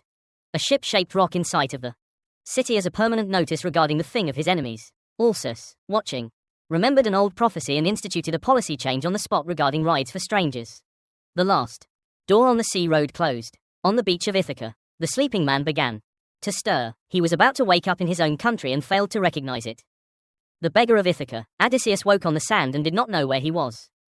Athena had wrapped the coast in mist, partly for his protection, and partly, one suspects, because she enjoyed what came next. He looked around at the harbor, the olive tree, the hills of his own childhood, and groaned aloud that the Phaeacians had cheated him, and dumped him in yet another strange land. And he counted his treasure to see what they had stolen, which was nothing. There is something perfect in it. The man had imagined this homecoming for 20 years, and when it finally happened, he slept through the arrival and then failed to recognize the destination. A young shepherd appeared through the mist, and Odysseus instantly and by reflex lied to him, asked who he was. He improvised an entire biography on the spot. A Cretan fugitive, a killing over plunder, a passage bought on a Phoenician ship. Detail after plausible detail. The shepherd listened to the whole performance and then smiled and changed shape. It was Athena. Her delight as she dropped the disguise is one of the warmest moments in the epic. Anyone who could outtick you, she said, in effect, would have to be a master thief among gods. You incorrigible schemer, you would keep lying in your own country. This is why I cannot abandon you. You are just like me. Then she scattered the mist and showed him the harbor and the long ridge of the mountain. And Odysseus knelt down and kissed the earth of Ithaca at last. What followed was a war council between the goddess and the man. Crouched against the trunk of the olive tree, she told him the situation in his palace, the 108 suitors, the pressure on Penelope, the plot against his son, and they settled the strategy that governs everything from here to the end. No open arrival. Agamemnon's ghost had given the warning in Hades, and here it became doctrine. He would enter his own kingdom as an intelligence operation, identify who had stayed loyal through 20 years, and strike only when everything was in place. To make it possible, Athena worked her transformation. She withered the skin on his supple limbs, dimmed his eyes, stripped the brown hair from his head, and dressed him in a filthy tunic, a mangy deerskin, and a beggar's staff and pouch. The king of Ithaca became an old vagrant, invisible in the one way that matters beneath notice. His first stop on Athena's instruction was not the palace. It was a pig farm in the hills. And the man who ran it deserves his place in this story. The swineherd, a slave, had been keeping the absent king's herds honestly for 20 years, while the suitors devoured them from the other end, and his greeting to the anonymous old beggar at his gate is the moral center of the whole poem. He beat off his own dogs to save the stranger, brought him in, fed him from the best of what he had, and explained himself with a line that has outlived empires. All strangers and beggars, he said, come from Zeus, and a gift, though small, is welcome. The disguised king spent days in that hut, testing the man from every angle, and found nothing but loyalty. Umair spoke of his lost master with such grief and love, refusing to believe travelers' tales of his survival because too many lies had traded on the queen's hope already that Odysseus, listening from inside the disguise, was hearing his own eulogy from the one audience that could not be performing for him. There are worse ways to learn what your life amounted to. Meanwhile, the poem's other thread came home. Telemachus had been abroad these past weeks, and his journey matters enough to tell briefly. Prodded by Athena at the very start of everything, The boy who had grown up fatherless had sailed to the mainland to seek news, and the trip had been his education. In sandy Pios, old King Netta had received him with overwhelming hospitality and war stories. In Sparta, Menelaus and Helen themselves, restored and uneasily domestic, had told him of his father's exploits, and Menelaus shared the one piece of hard intelligence in the whole Greek world, gathered from a shape-shifting sea god. In Egypt that Odysseus was alive, held on an island by a nymph. The boy who left Ithaca, a passive, hopeless teenager, was returning as something else, a young man who had sat with kings, been recognized as his father's son, and learned to speak and act, which was fortunate, because the suitors had laid an ambush for him, a ship of armed men waiting in the strait to murder him on the way home. Warned by Athena, he sailed a different course by night, landed on a far beach, and as the goddess arranged it, walked up to the hut of Umus, while the swineherd and the old beggar sat at breakfast. Wept over the boy like a father over a son come back from the dead, which tells you who had actually raised him. And then the swineherd was sent off to the palace with a message for Penelope, and the beggar and the young man were alone. Athena appeared, visible only to Odysseus, and touched him, and the disguise fell away, the rags becoming clean clothes, the years dropping off, and Telemachus, seeing the transformation, concluded reasonably that he was facing a god. No, said Odysseus, and the line lands after 20 years of ocean. No, God, I am your father, for whose sake you have grieved and suffered and endured the violence of men. Telemachus did not believe him at first, which is its own kind of heartbreak, and then belief arrived all at once, and the two of them broke down together, crying, Homer says, more piercingly than eagles robbed of their young, and they would have wept until sunset if the work had not been waiting, because the reunion turned almost immediately into a staff meeting. Odysseus laid out the arithmetic, 2 of them, over 100 suitors. Telemachus, to his credit, raised the obvious objection that the odds were insane, and his father answered with the only allies that mattered, Athena and Zeus. The plan was set, the beggar disguise would go back on, Telemachus would return to the palace and reveal nothing, not even to his mother. At the right moment, on a signal, he would quietly remove the weapons that hung on the walls of the great hall and lock them in the storeroom, leaving arms for just the 2 of them. And no matter what abuse the disguised king suffered in his own house, the sun would swallow his rage and let it happen. So the next morning, Telemachus went home to his anxious mother, and behind him, along the mountain path, came the swineherd and a broken-down old beggar, walking toward the palace of Odysseus. At the courtyard gate, they passed a rubbish heap, and on the rubbish heap, something stirred. It was a dog, an old, dying dog, abandoned on the dung, too weak to rise, crawling with vermin. His name was Argos. Odysseus had bred and trained him as a puppy 20 years before, and sailed for Troy before ever hunting him. The young men had taken him out in the old days after wild goats and hares. And then the years had passed and no one cared. And now he lay on the heap at the gate, and as the beggar approached, the old dog knew him, through the rags, the wrinkles, the 20 years, past a disguise woven by a goddess that would fool every human being in the palace. Argos knew his master. He had no strength to come closer. He dropped his ears and wagged his tail. Odysseus saw it, and could not react. One gesture toward the dog and the disguise. The plan, the lives of his family were at risk. He turned his face away from Argos and flicked away a tear where Umus could not see, and asked in a stranger's casual voice whose dog that was lying there, and had he been any good in his day. Fine dog once, said the swineherd, the fastest thing in the woods before his master sailed and died far away. And now the women neglect him, and they walked on past into the courtyard, master and dog, pretending for the mission not to know each other. And Argos, says Homer, having seen Odysseus again in the 20th year, closed his eyes and died. Of all the deaths in this poem, the warriors, and kings and crews, it is the dog on the rubbish heap that readers have never gotten over. He asked for nothing, waited without being asked to, and held on, it seems, for exactly one thing. 20 years of the whole epic's meaning, compressed into one wag of a dying tail. The beggar wiped his face, gathered his rags, and stepped over his own threshold, into a hall full of the men who were eating his kingdom and courting his wife. Every one of them was armed with youth, numbers, and confidence. He was armed with a stick and a lie. It was enough. It was in fact considerably more than enough. But they had a few days left before they found that out. Inside the occupied palace, the great hall that Odysseus entered as a beggar was the heart of his own house. And it is worth walking through it slowly, as he did, because the world it belonged to is one we can actually reconstruct. Archaeologists have dug palaces of this age out of the Greek earth at Messina, at Pios, at Sirens, and their centerpiece was always the same room Homer describes, the Megaron, a long rectangular hall with a great round hearth burning at the center, 4 columns around it holding up the roof, a vent above for the smoke, and the king's seat against the wall. Feasting benches lined the sides. The walls were plastered and painted, and the floor of Odysseus's hall at this particular moment in history was crowded with 108 uninvited men eating his pigs. Since we have arrived at last at a Bronze Age palace in something like peacetime, let us take a moment to look at the people of this world. From the top of it to the bottom, because the poem itself is built out of their differences. At the top sat the kings and the landed nobles, the basileus, men like Odysseus and the suitors' fathers, whose wealth was counted not in coin, which did not yet exist, but in land, livestock, bronze, and stored treasure, tripods, cauldrons, and fine cloth given and received as gifts. Their days, as Homer paints them, were feasting, hunting, athletics, assembly, politics, and war, and their wives ran large, productive households, and commanded the storerooms. Such men wore a tunic of fine wool or linen, with a great cloak pinned at the shoulder, and a princess dressed in layered flounced skirts and bright dyed fabrics. Gold at the ears and wrists. Below them came the farmers and herdsmen with their own plots, the craftsmen, smiths, potters, and shipwrights, and the class the poem treats with special respect, the traveling professionals, the seer, the healer, the carpenter, and the bard. Welcome at any door because their skills moved with them. Below these were the Aats, free but landless laborers who hired out for wages, and whom Achilles' ghost named as the very bottom of free existence.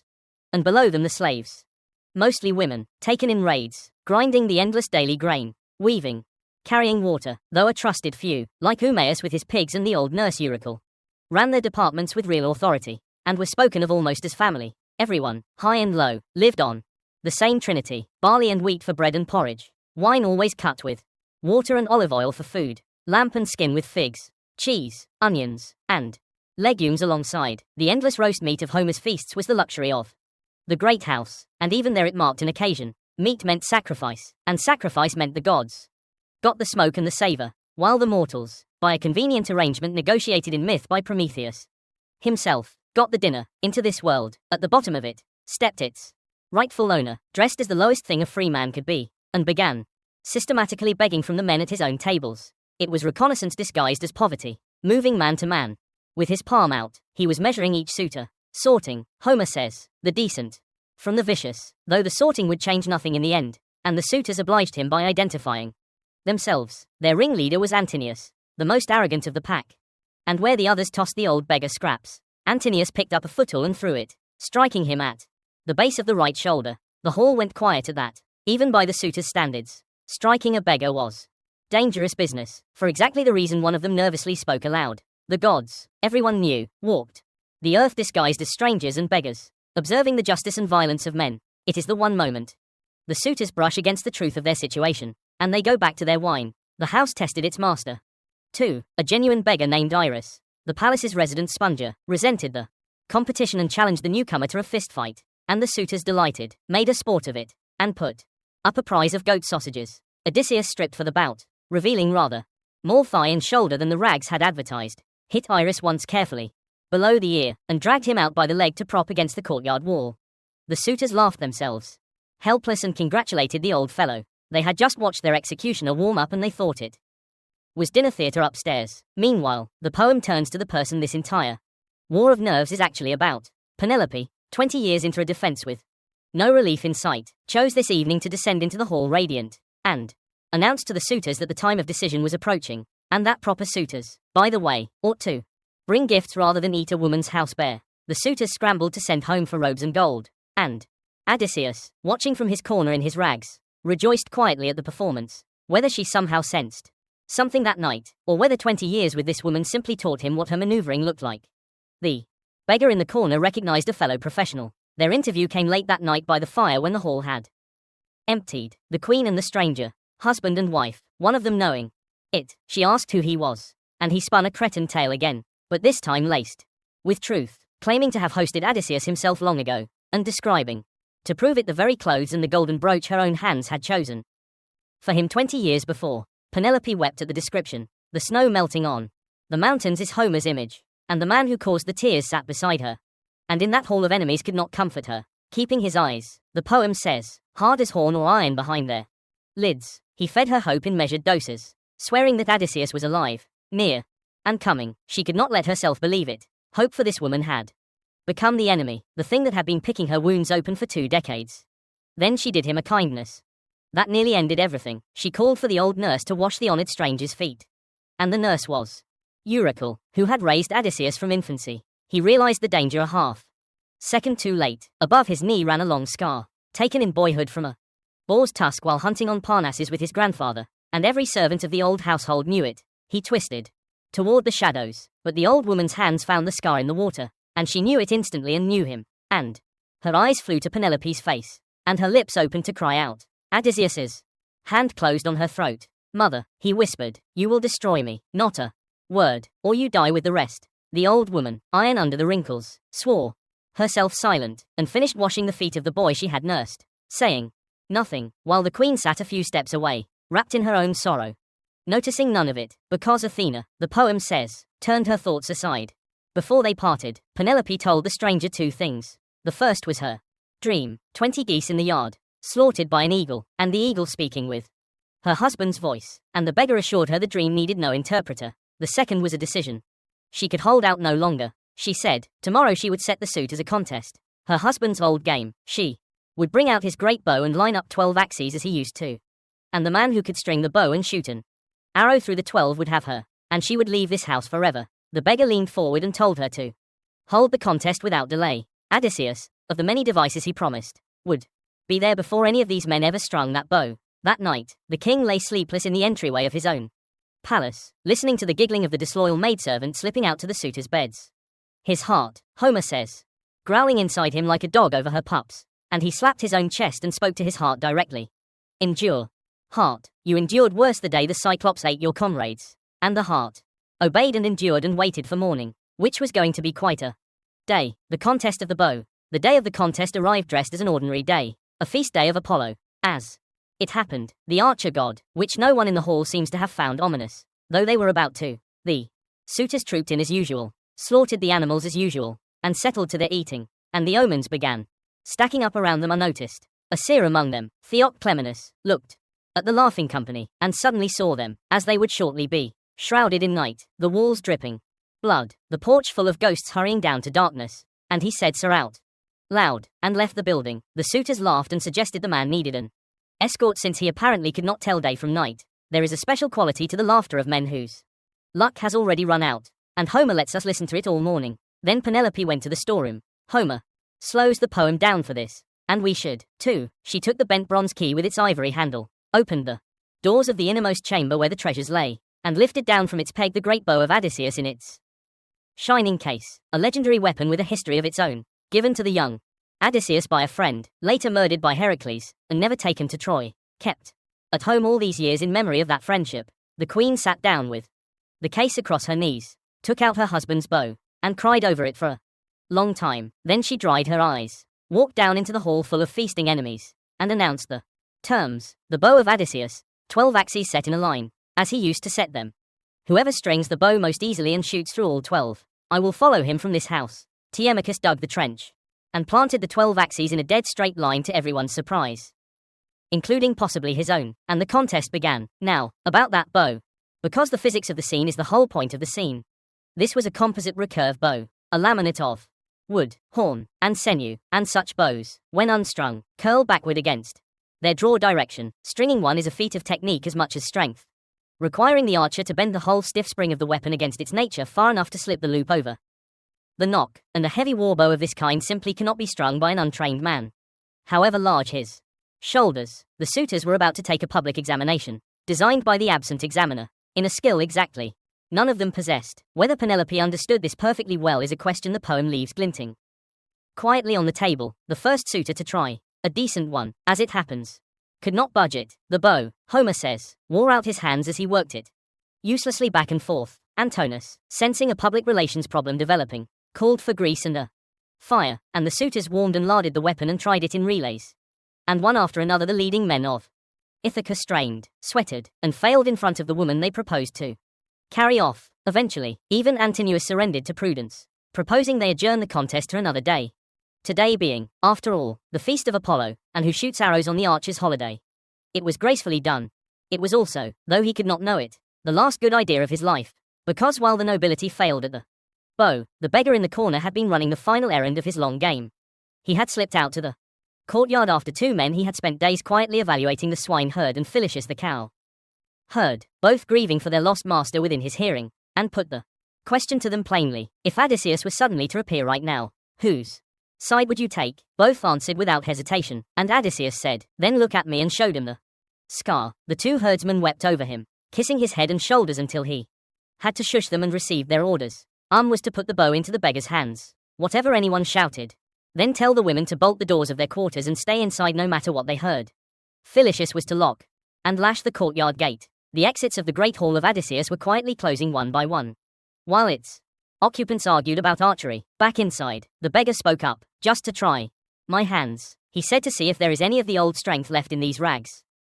The suitors erupted, Antinous threatening him with mutilation, but Penelope insisted the stranger be given his chance. Was he not a guest? Telemachus then did something new. He overrode his own mother in public, sending her upstairs to her, weaving with the crisp announcement that the bow was men's business and his above all, since the power in this house was his. Penelope, startled, obeyed, taking the stairs to her room, where Athena poured sleep over her. She would sleep mercifully through everything that followed, and Eumaeus, running a gauntlet of abuse, carried the great bow across the hall and set it in the beggar's hands. The hall settled, jeering to watch the embarrass himself, and Homer gives us the moment through their eyes in one of the finest similes he ever built. The beggar turned the bow over and over, this way and that, checking whether worms had eaten the horn in its master's absence, taking his time, while the suitors joked that the old fellow must be a bow fancier or a dealer. Then, the way a singer, a man skilled at the lyre, stretches a new string easily around a peg, without effort, without strain. Exactly so did Odysseus string the great bow. One motion, then he plucked the string with his right hand to test it, and it sang under his touch like a swallow's note. The suitors' faces changed color altogether, Homer says, and at that precise moment, Zeus thundered out of a clear sky, and the beggar smiled at the omen. He was already holding an arrow. He did not stand up, did not pose, did not even set his feet. Sitting on his stool, he laid the shaft on the bridge of the bow, drew string and notched arrows straight back, and sent it through the hell sockets of all 12 axes, first shot end to end, not grazing one. Then into the silence he spoke to his son. The stranger has not disgraced you, he said. My strength is unbroken, whatever these gentlemen thought of me, and now it is time to serve these Ions their supper while there is still light, and after it some other entertainment with song and lyre. The crowning graces of a feast. It is the coldest dinner invitation in Western literature, and only 2 people in the room understood it. Telemachus heard the signal, hung his sword at his side, took his spear in his fist, and moved to stand beside the ragged man on the stool, armed and glittering. Odysseus stripped off his rags in one motion and leapt up onto the great threshold, the high stone dorsal commanding the whole hall, the bow in his hand and the quiver's arrows poured out at his feet. Now, he said, that game is over, and there is another target, one no man has hit before, and every door was locked, and the walls, thanks to the sun's quiet work with the armory, hung bare of weapons, and 108 men looked up from their tables at the archer standing between them and the only way out, and understood at last whose house they had been eating in, the reckoning and the olive tree bed. The first arrow went to Antonius. He was lifting a golden 2-handled cup of wine to his lips, and death, Homer observes, was the last thing on his mind, for who at a feast among so many companions would imagine one man attacking a crowd? The arrow took him through the throat, and the cup fell, and the suitors sprang up in a roar, scanning the bare walls where the shields and spears had always hung, and shouting at the beggar that he had just killed the noblest young man in Ithaca by accident, and would die for it. They still thought it was a mishap. Odysseus corrected them. You dogs, he said, you never thought I would come home from Troy. You wasted my house, courted my wife while I lived, and feared neither the gods nor any human vengeance. Now the cords of destruction are fastened around every one of you. The suitors' spokesman, a smooth man named Euryacus, tried the only 2 tools he had. First, negotiation, blaming everything on the conveniently dead Antinous, and offering full restitution, 20 oxen a piece, bronze and gold, until the king's heart was soothed. Odysseus refused it flatly. Not for your whole inheritances, he said. Would these hands stop before every trespass is paid? 4. Then Eurymachus tried the sword, calling the others to charge with tables for shields, and got as far as 1 step. The battle that followed filled the hall, and the poem does not rush it. Odysseus shooting man after man from the threshold while the arrows lasted, Telemachus running to the storeroom for armor and spears for their side, the loyal swineherd and cowherd fighting beside their master, 4 men against the mob. There was one breach, a treacherous Goth herd who found the armory door and began arming suitors. 12 of them, before he was caught in the act, trussed and hauled up a pillar to wait for later. And there was one Intervention. Athena joined the fight, first in disguise, then raising her Aegis, a terrible storm shield, from the rafters, and the suitors stampeded down the hall like cattle under a maddening fly, and the 4 hunters followed them, striking, and the floor of the great hall ran and smoked with blood. Homer, who had watched men die at Troy for one whole epic already, spares nothing here, and permits exactly 2 survivors. The bard Phemius, who had sung for the suitors under compulsion, spared because a singer is sacred, and the herald Mene, who had minded the young Telemachus, found hiding under an ox hide and hauled out. Trembling, everyone else, all 106 remaining, ended in the hall they had feasted in. The priest among them who clasped the king's knees and begged, was refused, on the grounds that a chaplain to that company had certainly prayed for the king's death. When it was done, Odysseus stood among the bodies. Spattered, Homer says, like a lion come from feeding, and forbade the old nurse her cry of triumph over the dead. It is unholy, he said, to gloat over slain men. The gods and their own hard deeds destroyed these. Then came the grimmest housekeeping in ancient literature. The 12 maidservants who had betrayed the household were made to carry out the corpses and scrub the tables and the floor, and were then on Telemachus's order hanged in the courtyard, and the treacherous goatherd was butchered. The poem reports it without flinching and without apology. This was Bronze Age justice in a Bronze Age house. And the Odyssey was never a gentle story. It was a story about the price of things. The hall was fumigated with sulfur and fire, and the loyal women poured out of their quarters and embraced their master. And upstairs, at last, old Ura climbed to the queen's chamber, cackling with joy to deliver the news she had been strangling for days. Wake up, child, he is here. Odysseus is home and the suitors are dead, and Penelope did not believe her. This is the last movement of the poem, and it may be the finest.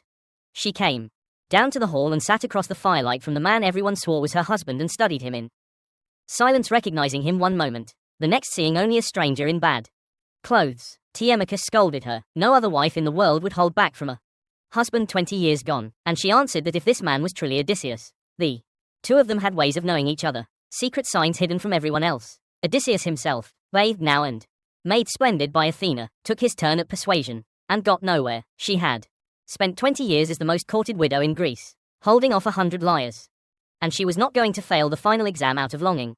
So she set her trap, as casually as her husband ever set one. Very well, she said to the nurse. Make up his bed for him outside the bridal chamber, the sturdy bed he himself built. Move it out for the stranger. And Odysseus detonated. What man has moved my bed? That bed cannot be moved. I built it myself, and I built it around a living olive tree that grew in the courtyard. I trimmed the trunk and made it the bedpost, and raised the chamber around it, and inlaid it with gold and silver and ivory, and no power short of a god could shift it without cutting the tree through. That is our sign, woman. Is the bed still rooted? Or has someone cut it loose? It was the password, and only the true man could have spoken it.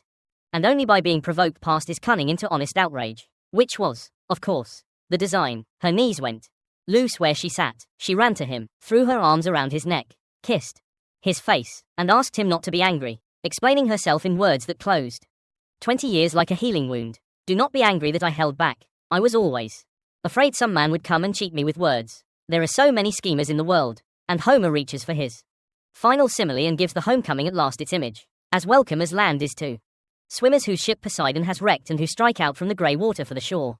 So welcome was her husband to her, and she could not let her white arms go from his neck. The poet has spent the whole epic wrecking this man at sea. In the last embrace, he makes Penelope the shore. Athena, in a gesture of pure grace, held back the dawn, keeping night in place while the 2 of them talked, telling each other 20 years, her weaving and her siege, his whole catalogue of wanderings, and Homer notes that he told her everything, and this time we believe him. There were loose ends beyond that room, and the poem ties them briskly. In the morning, Odysseus walked out to the farm and found his father, Laertes, the old king, digging in his orchard in patched rags, and the son, who had tricked everyone in the Mediterranean, could not resist one final test, questioning the old man as a stranger until his father's grief broke him, and then the scar came out, and the trees came out, the pear and apple and fig trees Laertes had given him as a boy, counted and named, and the old man fainted into his son's arms. The families of the dead suitors came in arms for revenge as they were bound to, and battle was joined for exactly one casualty before Athena on Zeus's instruction stopped the feud with a shout and imposed peace on Ithaca. A peace with amnesty on both sides, which is where the Odyssey, having opened with a household in chaos, closes with an island at rest. The poem ended there, but its journey never has. For nearly 3,000 years, this story has been the story. The template underneath half the tales our species tells. Every long way home. Every clever underdog, every faithful wait, every wanderer's return borrows from it, mostly without knowing. Its hero's name became a common noun in 100 languages. An Odyssey, any long, difficult journey towards something that matters. Sailors, soldiers, and immigrants have carried it with them. Philosophers have argued with it. Poets from Virgil to our own century have rewritten it. And through all of it, the heart of the thing has stayed exactly where Homer left it. In a man on a beach refusing eternity because it was not home. In a woman unraveling a shroud by lamplight. In a dog's tail moving on a rubbish heap. And in a bed built around a living tree. Still rooted after everything, they found each other again. The two cleverest people in Greece. And the tree held. And the story was over. And now, gently, let it be over for you. As well, there is no more sea to cross tonight. The hall is quiet. The fires are banked. And every ship is home. If you are still awake, you do not have to be. Another journey is waiting on your screen whenever you want it. And it will keep. If tonight's voyage carried you somewhere good, you can like the video and subscribe, or leave a thought in the comments and I will read it in the morning. But that is tomorrow's business. For now, let your body sink a little heavier into the bed. Unclench your jaw. Let your breathing slow down all on its own. Close your eyes and let the sound of the water fade. Sleep is a kind of homecoming, too, and yours is right here. Good night and sweet dreams.